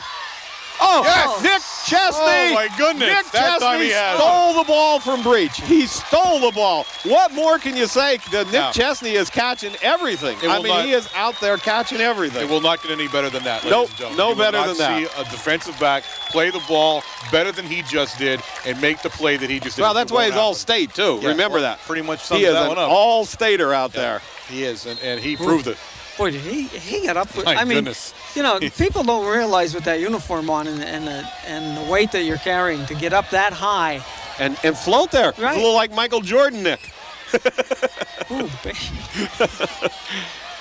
First down and 10 for the Red Tornadoes. Veach, good block from Daukus. Somebody sneaked in from the side, and he gets to the 19-yard line, gain of about 5 yards. Once again, you had 11, Hornberger. And again, the Hornberger on the one side and you got Stefan on the other side are playing one whale of a football game for Southern. They really are. They're all over the place. They're protecting the field that they're supposed to protect, and they're really moving to the ball. But actually what they're doing is really working on the outside, Warren. And that way, what's happening there is it does leave the middle open, and we've proved it a couple times where we've come through with the draw plays and stuff that nobody can cover it. Sebas just going to take this one outside.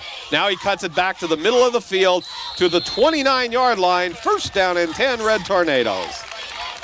Good run. Big Red just has become relentless on offense now. Yeah. They just keep banging and banging and banging and moving first downs up the field. So they're pretty hard to stop right now. And again, it's the snap off the ball. Like you said in the first half, we're 2 yards off the ball already, you know, before Southern's reacting, and you're opening up holes at that time.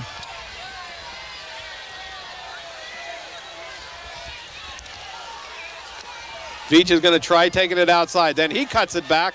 Gain of about 6 or 7 yards.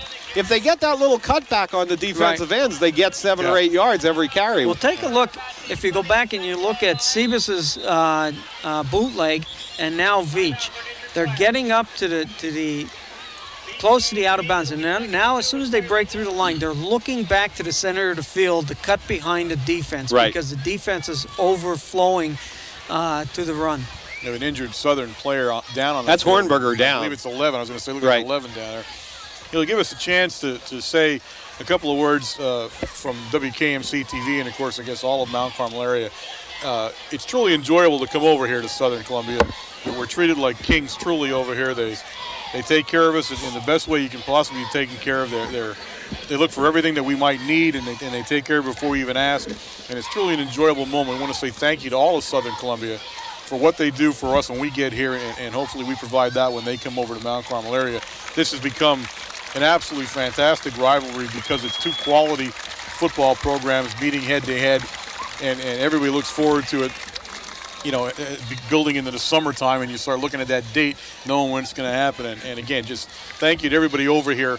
We truly do appreciate everything you do for us when we come here. Plus, they gave you the skybox. Yeah, they put me in the skybox. Well, yeah, but there was some concern about the weight limit on the skybox. I know. and the problem was they were looking right at me when they said that. It wasn't Wayne. It was you and that's I. right. They were looking right at me and pointing. So. I'll tell you what. I knew I was in trouble when I was climbing up the ladder, and he says, "I don't think I'm going to fit through this hole." The opening, and I'm behind The him. opening was a little tight, wasn't it? I had to turn sideways, guys. I'm not going to lie And that about was, it. I mean, when you got the butter out and you start greasing yourself down, I knew. Hey, Uh-oh. you got to do the things you got to do when you're me. Matt Caskey comes in at defensive end for the Tigers. Tries one right up the middle to Bailey to about the 40-yard line. It'll be close to a first down, but I don't know if he quite made All it. depends on where they marked us. That's a first down. Yeah, it's right on the line. I'm saying it is. It is. Take a look. There at it is. Yeah. I made the call, guys.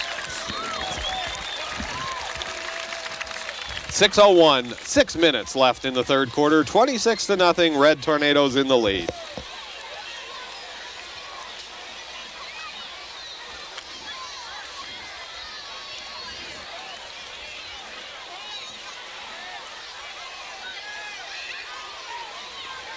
Split backfield for the Red Tornadoes. Tries Bailey off the left side. Gain of maybe about 2 yards. Tackle made by 35 Gall and Stefan, number 9, over there coming back. I'll tell you, every time we're moving the ball on a straight dive or a misdirection play, it's 3, 4 yards, 5 yards. So you're moving the ball upfield. There hasn't been too many times already in the second half that we were caught at the line of scrimmage or behind.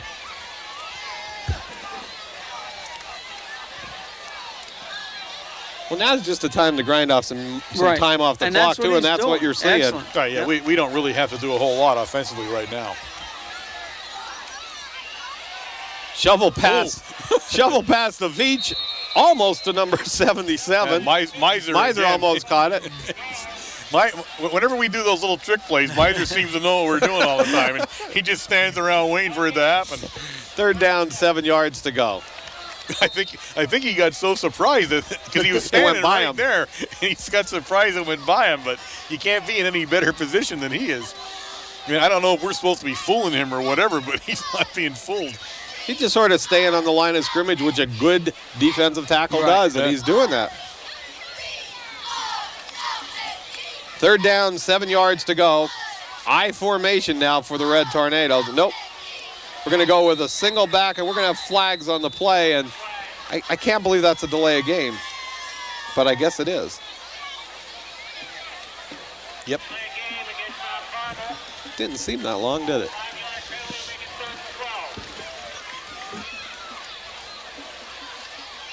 Well, and that, in our case, that's not such a bad deal. I mean, we're content to stretch it out anyway. That's exactly what we're doing. Booker goes into the lineup, number 50, to take the place of 58, Mike Sinkovich. Well, I'll tell you what, Mike deserves a rest. He had an absolute fabulous football game tonight. He really did. He was all over the place. Shotgun formation, guys. Snaps back to Sebas from Else. Nick's looking downfield. Now he's got, can he get away from people? There he goes again. Now he's coming the other way. Oh, and sure speed. There we go. Massive speed there. Just got everybody. We're going to have a flag on the play. But flags on the play are going to happen. Aracella's limping now. And again, when you turn the field the way he did, you got a Southern man down, also injured on the 30-yard line. He took a big hit that time on the line, and I believe that was he may have been run over by a bus. I do believe. They're checking. They're checking happened. for a license plate right now, folks. So I think the bus was there. But again, when the problem with Sebas, if there is a problem at all, when you shift gears and you've gone all the way to the other side of the field. Now you got everybody turning around to you, and boom, that's where the clip occurs. Unbelievable speed, though. But is he exciting or what? I mean, my goodness gracious. You just wonder how the heck he can't get caught. I mean, he's like 2 feet from somebody, and boom, he's around them. I think it's like inches even. Sometimes it doesn't even look like feet. It's amazing. The injured player was number 70 for the Tigers, which is Ken Ruckel, senior captain for the Tigers. He wasn't listed as a starter though on defense. He must have come in. He's on offense, and he must have come in for something there. Somebody must be out on the Southern side. He's a big one. 3rd down, 15 yards to go.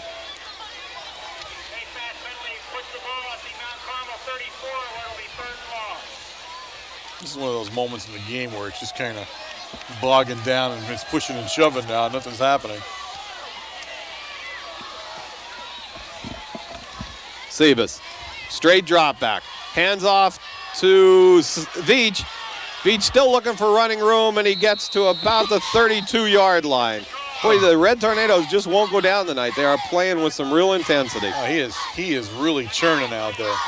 4th down, 15 yards to go in a punting situation. Now, what we haven't seen in the second half, and there's 3:32 left in the third quarter, is any power I at all. Most of the good runs and the good drives came out of that power I, Warren, in that first half. Well, I said, I think Mount Carmel area, you got to remember, take a look at our schedule. You've got a lot of big teams coming up. I mean, this is a rough stretch. You don't need to show. When you're 26 points ahead, you don't really have to show everything right now. Jeff Evans in the punt for the Red Tornadoes, so Sinkovich must be hurt. Ball bounces and will be downed at about the 46-yard line. 1st down and 10, Tigers. I don't think Mike was hurt. Coach Conley pulled him out. He pulled Mike up, and Steves was the punter. Remember, he came with the arm that's hanging? right. But you had talked about Mike there. Mike comes out, and Coach Conley's standing on his side, and he's clapping for him, telling him, hey, great job. Mike gets over, and right in front of him goes, Why am I out? What's going on? Steve is back in. Like, he went back in. Steve's back in, but now on defense, Jake Shellhammer comes in at safety for the Red Tornadoes to give Sebas a rest. Yurkevich goes in motion.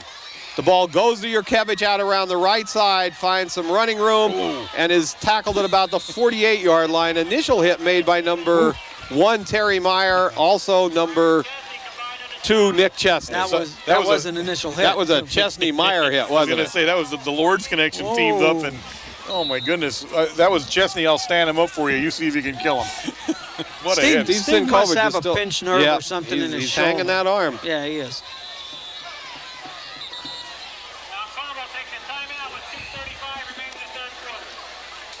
They call a timeout, the Red Tornadoes. I think they realized they were missing a player, and then Al Bailey went in at the other linebacker position. 2:35 left in the third quarter. Red Tornadoes 26, the Tigers nothing. Yeah, Stevenson coach is definitely uncomfortable right now. I'm not sure what it is, but something's bothering him on the right arm. Now he is moving in the arm. He's picking it up. He's doing all those things, but he does have some. It might be a stinger. It might be anything like that's causing it, but. It looks like they're putting ice on it now. Yes. It might be up around the collarbone. Yeah, they're gonna ice he might have a pinched nerve up there or whatever. But like you said, he is moving it. There's, We may not see him again, in fact, tonight. The way it looks, he may stay out of the game. And probably deservedly so. I mean, he's just played one heck of a game, and like you said, with the schedule coming up, why take the risk?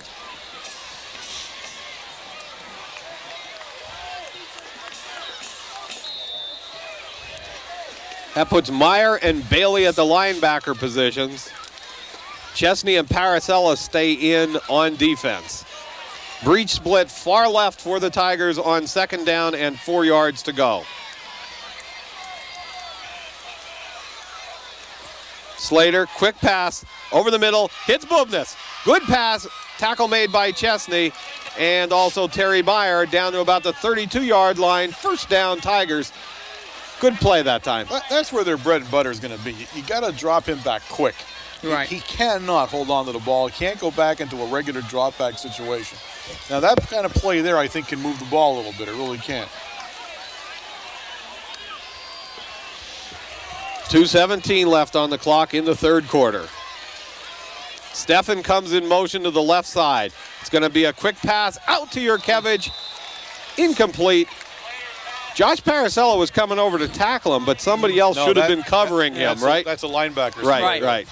Now, in that case there, Yurkevich catches that ball. He's down to about the 15, 10-yard line.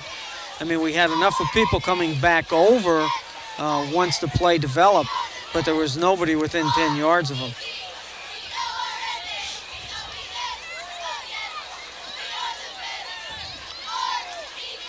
And of course, here's Bailey and Moose out there talking about, what the coverage should be on those plays.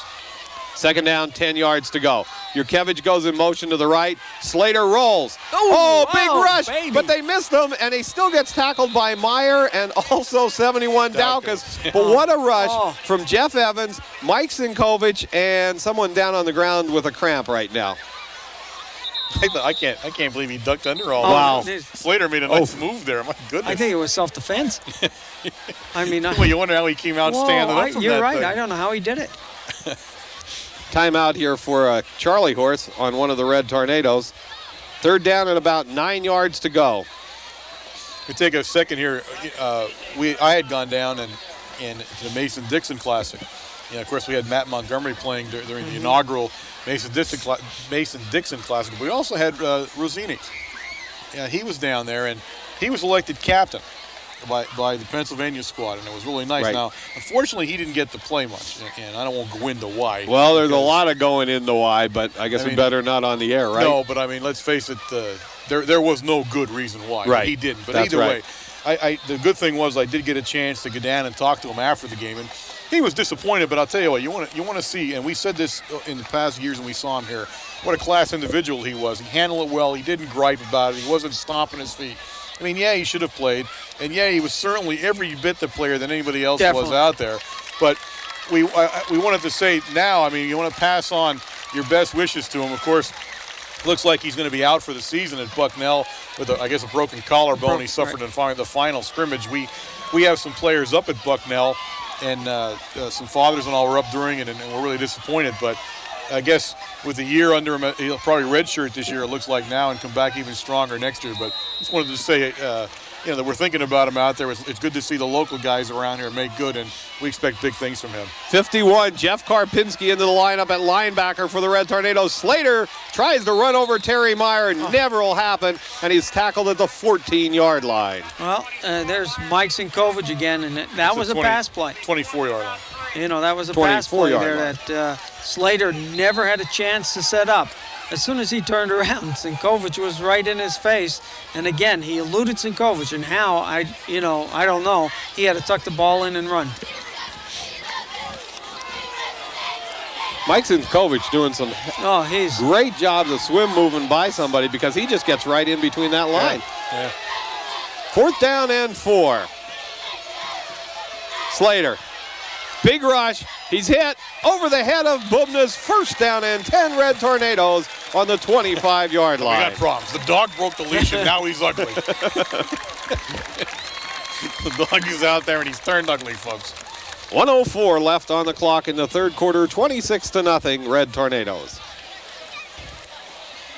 You got to know that we call him the dog, but it truly is a sign of just friendship. If you got to know him, he is such a neat kid. When you picture him and they call him the dog, for some reason it just fits him in a football uniform. Terry Meyer now in at fullback for the Red Tornadoes. Hands off to Veach, takes it outside, and he's hit at about the 25. Stays inbound, 2nd down and about 10 yards to go. Now, that's one of the instructions they got when they went out. Do not run out of bounds. Right. Do not stop the clock. Right. Let's get this thing in the win column and start for next week. Well, you can see that on the offense, too. They've gone conservative, and that's fine. That's what you want when you just want to keep the clock running. Well, the other good thing is you don't have to come out with any new plays, but it gives you some good timing now against an excellent defensive team that Southern has.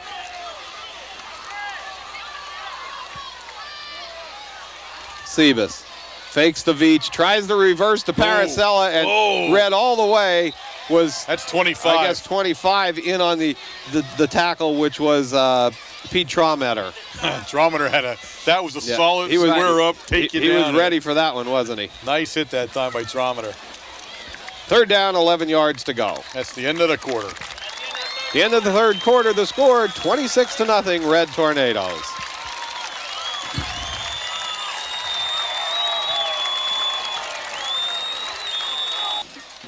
Ladies and gentlemen, remind you again, this is WKMC-TV, broadcasting you directly from the campus at Mount Carmel Area High School on a microwave signal of WLX 267. We are an instructional fixed television service, and we are brought to you on the Service Electric Cable System, Channel 13, 8 p.m. on a Wednesday evening. So please tune in, see some good high school football every Wednesday night during the season, and of course into the playoffs. And I talked about Rico a little bit at the Mason-Dixon. I did want to mention Matt, though. Matt Montgomery, we watched him last year do a little bit of everything. And we go down to a Mason-Dixon Classic, and the next thing I know, he's doing a little bit of everything. He's long snapping. He's in the offense. He's in the defense. Really stayed true to form right through. 3rd down, 10 yards to go. Straight drop back. Good pass coverage this time. Hits Paracella at about the 30-yard line, incomplete. 4th down, punting situation for the Red Tornadoes. Well, actually, the completion wouldn't have been a 1st down anyway where he was, so it would have been a punting situation either way.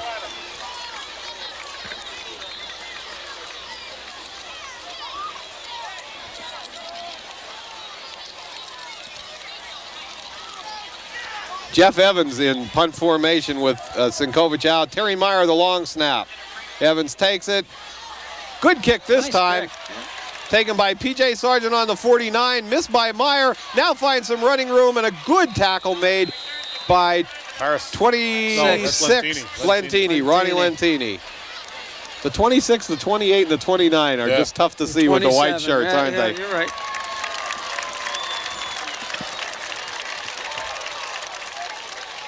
I have a flag down, which I believe I'm not sure what they're calling here. Well, we're going to see.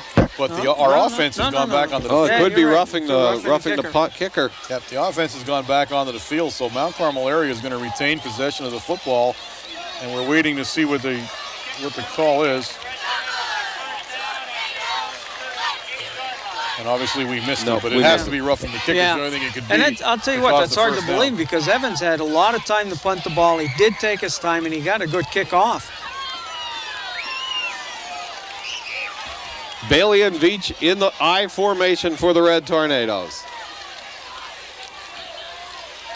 Sebas fakes the reverse, keeps the ball to the outside. Steffen there all the way, and they gain about 5 yards, but nobody took the fake on that one. On that one. No, everybody kind of held their ground there. You got 34 and what's 34? Who was he? Breach, I'm sorry, and Steffen were. And you're back to what they said. They wanted to contain the outside. Right. The power eye in the first half worked and just, tore things up the middle, and that's what they're doing here. They stayed with their defense plan. This was their plan all along, to just contain the outsides, and that's what they're trying to do. 10:49 left on the clock and winding down 26-0. Tigers in the lead, or Tornadoes in the lead. Sorry, guys. Hand off to Veach off the right side. Who's coming off that? That's 25. And again, the defensive end is playing over there. Pete Trommeter. Yep. And that's what we're talking about as those cornerbacks and defensive ends come crashing in. I think you're also noticing a slight lack of intensity right now on the Big Red offensive side of the ball. We're not moving around like we were in the beginning. And again, that's the way things work here in the fourth quarter when you got yourself a big lead. But you want to be a little careful here too. Out of the I formation.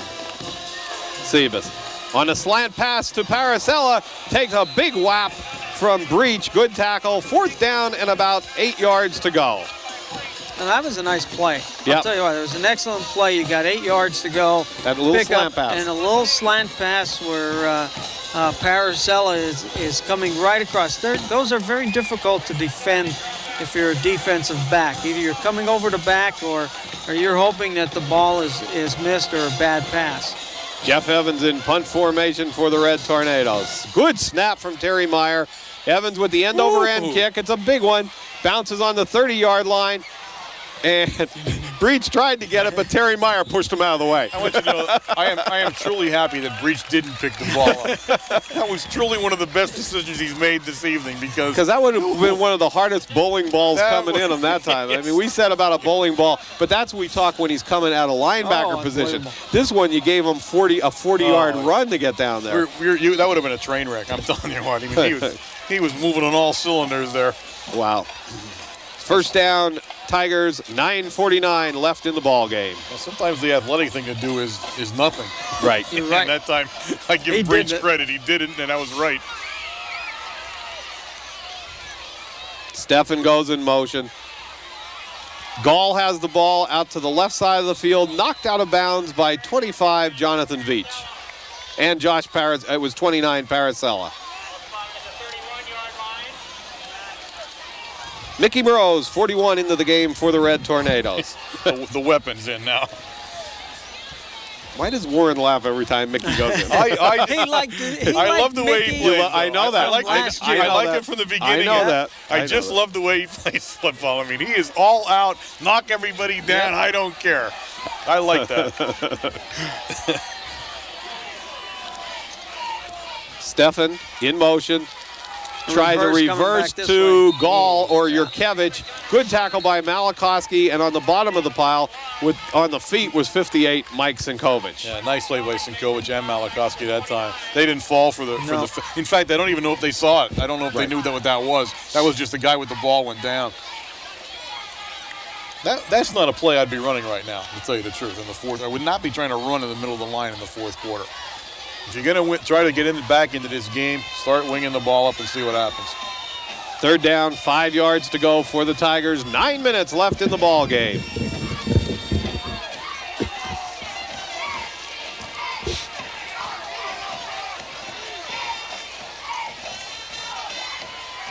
Slater, straight back. Intercepted beautiful. by Paracella at about the 46-yard line. Josh, I'll tell you what, you might have dropped that last pass on offense. He put his hand up and stopped the ball from going over his head, and he caught it. Wonderful play. Again. Tell you what, saw some great interceptions. Thumbs were up on that play, All I weren't saw they? were thumbs, that's all. When you see thumbs flash, it's over. I mean, that's how you can tell. 8:39 and counting. Mike Sinkovich out, so that means Matt Booker will be in at right guard for the Red Tornadoes. Oh, yeah, we had Matt at Supper Club last night, and Coach Williams spoke very highly of Matt Booker, really did. Thought he had a great future ahead of him here in Mount Carmel area. We're just going to go on a fly pattern down there. Breach. And intercepts it at the 9-yard line. That's number 34 on the Southern Columbia Tigers doing the interception. Breach, Ryan Breach. A wet ball will do that to you, too. That was a little slipped out of Sebas' hand, because usually that pass he can put into the corner of the end zone. But now you have him pinned down on the 9-yard line. The only damage it does is for Sebas, because now he gets an interception on his thing. That's the only damage done on that one. No damage done. As good as a punt, right? Yep. Even though it was first down. Well, I was going to say, it's not as good as a punt on first down. But Stefan goes in motion. Pitch back to Gall. Tackled on about the 14-yard line by 28, Al Bailey. Yeah. Bailey played. Bailey, and you had Malakowski stretching the whole thing around there, but Bailey made a nice play. And then the other thing is you look at Mike there, Mike Sinkovich and Terry Myers, both of them blocked the hole up that the runner does not have the ability to pick up a full head of steam trying to get through the hole. Right. He's got a stutter step. Second down, 7 yards to go. Stefan off the left side. I think Terry Meyer initially caught his feet, but then he stumbled ahead for probably about 4 yards. Third down, 3 yards to go.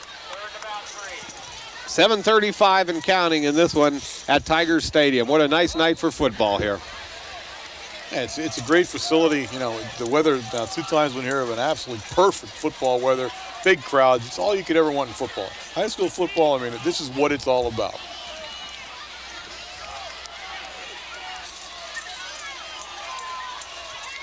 Yurkevich in motion. Going to come to this side with Yurkevich. Steps it back to the middle of the field. A couple missed tackles, and he'll get a first down at the 23-yard line. Good cutback by Yurkevich.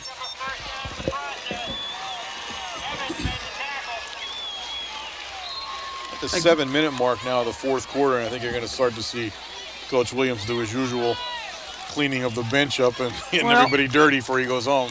You know, both offense and defense, you know, some of our guys go both ways, and they do need a rest, deservedly so. And like we said, we have a big schedule coming up, so you don't want the chance of someone getting injured. The other thing it does, it gives the Mickey Moroses and the rest of them there some experience against a quality team. Right.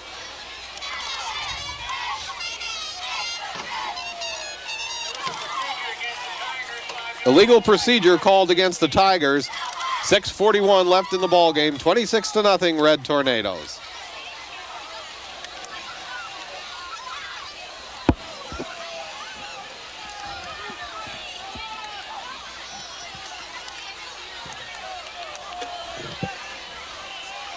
First down, 15 yards to go. Slater on the straight drop back. Screen pass to Gall, cuts it back to the middle of the field. Terry Meyer gets by him, and now Jake Shellhammer has to run him down, and he does at the 38-yard line. First down, Tigers. Nice play that time, and again, you got everybody kamikaze in at the quarterback. That's a great play to run. Nice call by the coaching staff over at Southern Columbia. And Gall, we did get a chance to see Gall as much, I guess, as normally you would in their offense. But when he does get the ball and you give him a little bit of room, he is one heck of a football player. He can run. Now, what he doesn't have, I guess, is the blinding speed, the breakaway speed. But he is a hard-nosed, tough-to-bring-down kind of runner. First down and 10, Tigers on the 40-yard line. Slater, quick drop. Oh, hit by Cuff. Still gets the pass away to Yurkevich down the sideline and knocked out of bounds by Shellhammer. And also over there helping him out was Paracella. Their first down, Tigers at the 35. They're fooling the linebackers again that time. That was, again, a linebacker should have been in coverage back there with him. And again, the wing T, when you're moving around so much, the linebacker's checking everybody. That's his first thing. Watch who's going where, who's got the ball. But he let Yurkevich get all the way past him on the sideline. He was pretty much completely open when the pass went down. We got an unsportsmanlike conduct penalty called against the Red Tornadoes also. I think they called it a late hit on Nick's. No, was it? It was a good hit. But is that what they called? Yeah, it was some things that went on afterwards. Okay. That hurts. Southern now probably their best scoring opportunity here in the football game. Late in the fourth quarter, there's 5 minutes and 35 seconds remaining in the football game, and Southern will set up on the 20-yard line, guys, for their best threat so far tonight. Well, Terry Meyer and Al Bailey in at linebacker right now with Steve Zinkovich out on the sideline.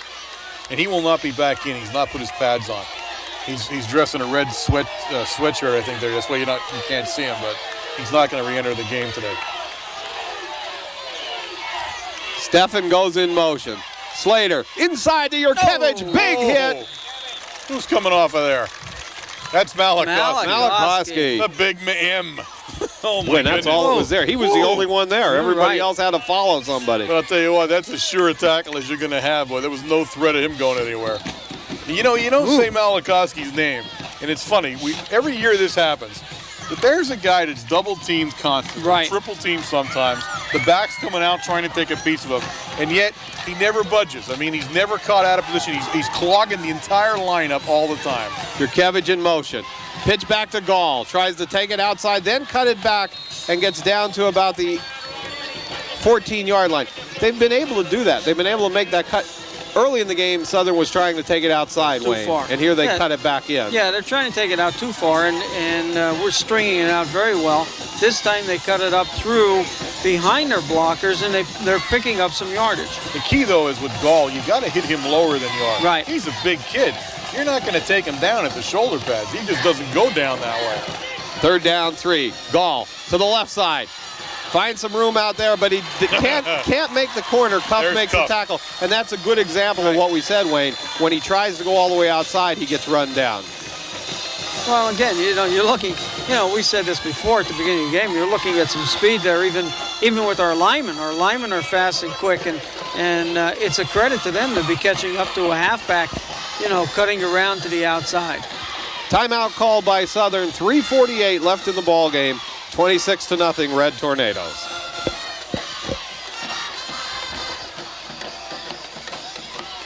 Everybody will remember that next week you'll be watching us against Shamokin. Right. The coal bucket game coming up here for the Red Tornadoes. An absolutely interesting set of games coming up for Mount Carmel area, of course. They have a long stretch here. Shamokin, Allentown Central Catholic. You got Marion throwing more Schuylkill in there. I mean, this is just a murderous group of games coming up in the middle of the schedule for Mount Carmel. So, I mean, they're going to get to celebrate this win tonight on the bus home and at night when they go home to their parents. But come tomorrow morning, Shamokin area Indians loom big. And the only good thing about the Shamokin area Indians is they're coming up to us. Right. Because it's truly an ugly moment when you got to go down to Shamokin area and play them on the home field. They got a great home field advantage down there. Stephan goes in motion. They're going to go hard to the left side. Big play made by 26 Lantini initially to get in on the rush. They stopped the Tigers on 4th down. And what more can you say about the Red Tornado defense tonight, guys? Yeah, you got to give Lantini a lot of credit. He read the play that time. And when he bounced inside like that, he ran him right into Cuff's arms, and that's the end of it. Now, again, you have to give Coach Conley credit here. He goes out there, and he had to have, for Lantini to get through like he did, a blitz. Blitzing, right. He had to have a stunt on with his lineman, looping to the outside to create the hole for Lantini to get through.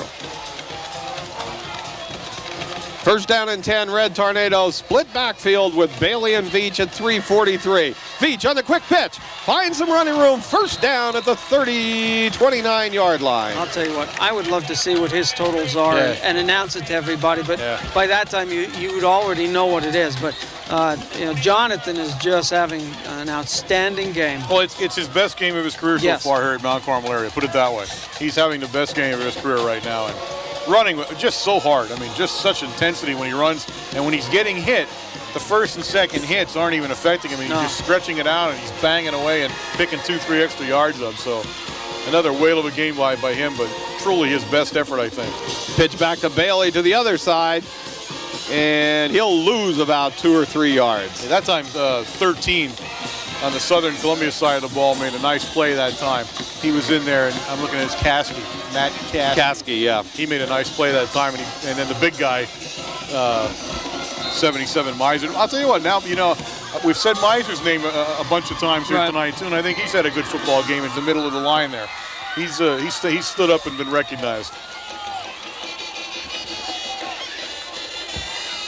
Second down, 12 yards. Well, it's 11 yards to go. They have 12 on the scoreboard.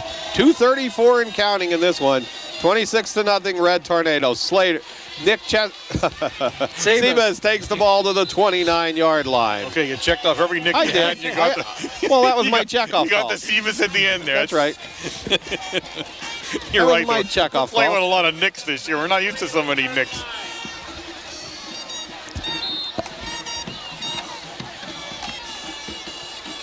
All right, third down, 9 yards to go.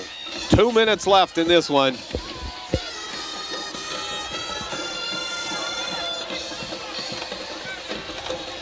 Red Tornadoes just taking their time, and they're just running time off the clock right now, Wayne. Pitch back to Veach. Takes it outside. And tried to stay in bounds, but they kept him in bounds at about the 31-yard line. Fourth down, 1:40 on the clock and running down. And again, you're right. We have nothing to lose. We don't need any big plays. No, nothing. And we didn't try any big. Really, in the second half, didn't try any real big stuff. It was good, hard-nosed football. Just straight ahead blocking and some dives. And I'll tell you, really done an outstanding job tonight.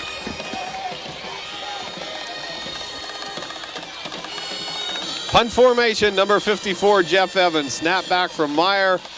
Kicks away. Going to go out of bounds at about the 47-yard line. That was fielded by number 20. At the Tiger 48. As he was standing on the Brett sideline. Myers.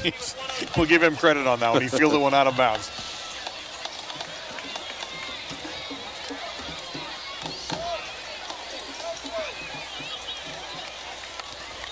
.106 left on the clock and winding down.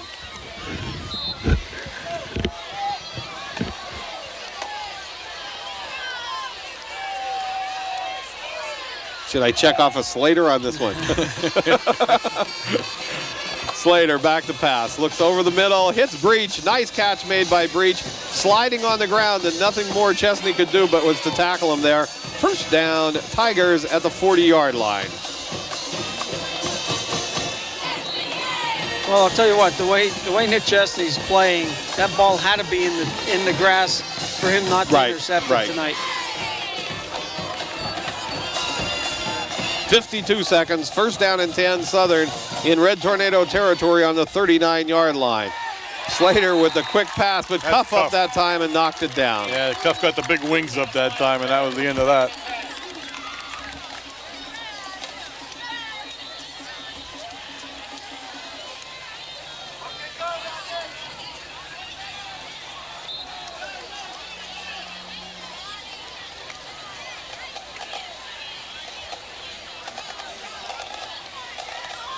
Second down, 10, 42 seconds left on the clock.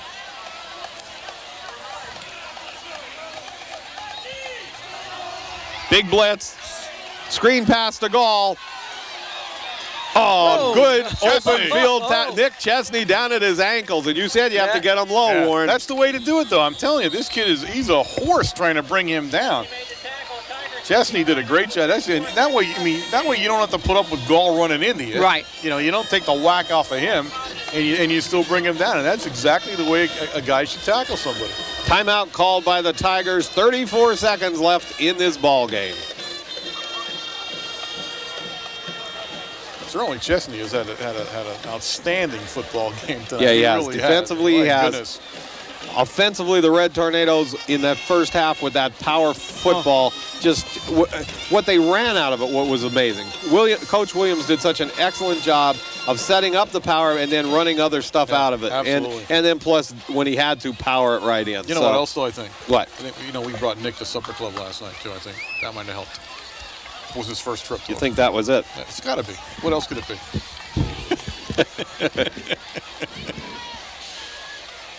Remember, folks, Supper Club every Thursday night, That's 6:30. right. We didn't talk about that much tonight. Back room of Matucci's. You don't have to join anything. I mean, just come for that night if you want.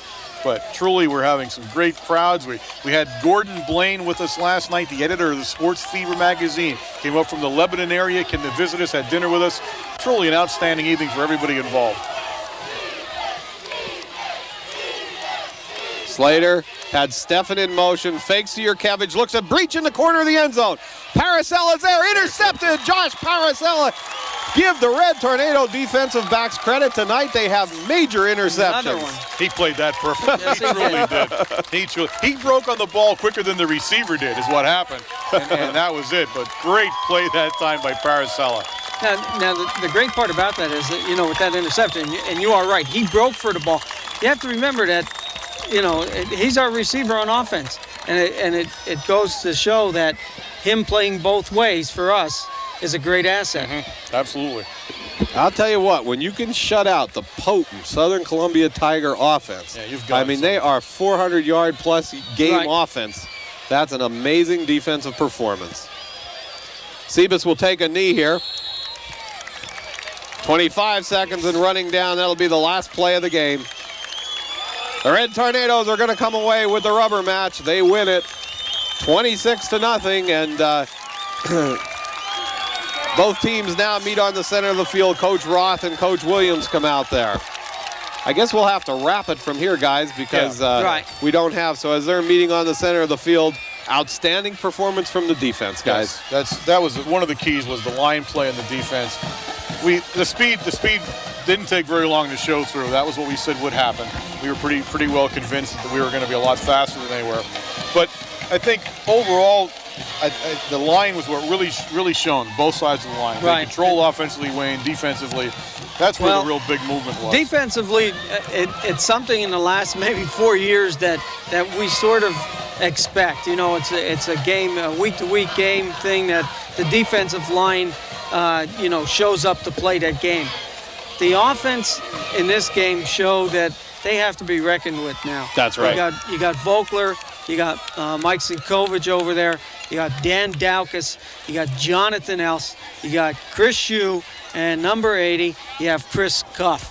I mean, those guys in the first half blew some holes open in this line that, yes, we were able to run some different type of direction plays, something different than what everybody else is used to seeing.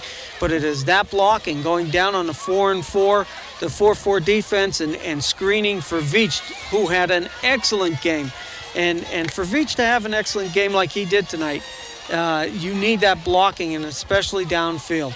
My hat off to Jonathan. I don't know what the single game rushing record is, but I thought he was up around 250 yards. I would say easy. He's got to be close. And if I'm not mistaken, it might be his brother Brett that holds that single game rushing record. So we'll see. By tomorrow we'll know exactly. We'll take one moment here to remind everybody that at least we know this, and we know that people at Mount Carmel area who are football fans forever know this too. We watched the quality Southern Columbia football team tonight. They came up on the short end of a 26-0 score, but I'm going to say this with all sincerity. I fully expect to see and read about the Tigers in Hershey at the end of this year. Definitely. They are still the quality Class A team in the state of Pennsylvania. We want to wish them the very best of luck. all the way through their season.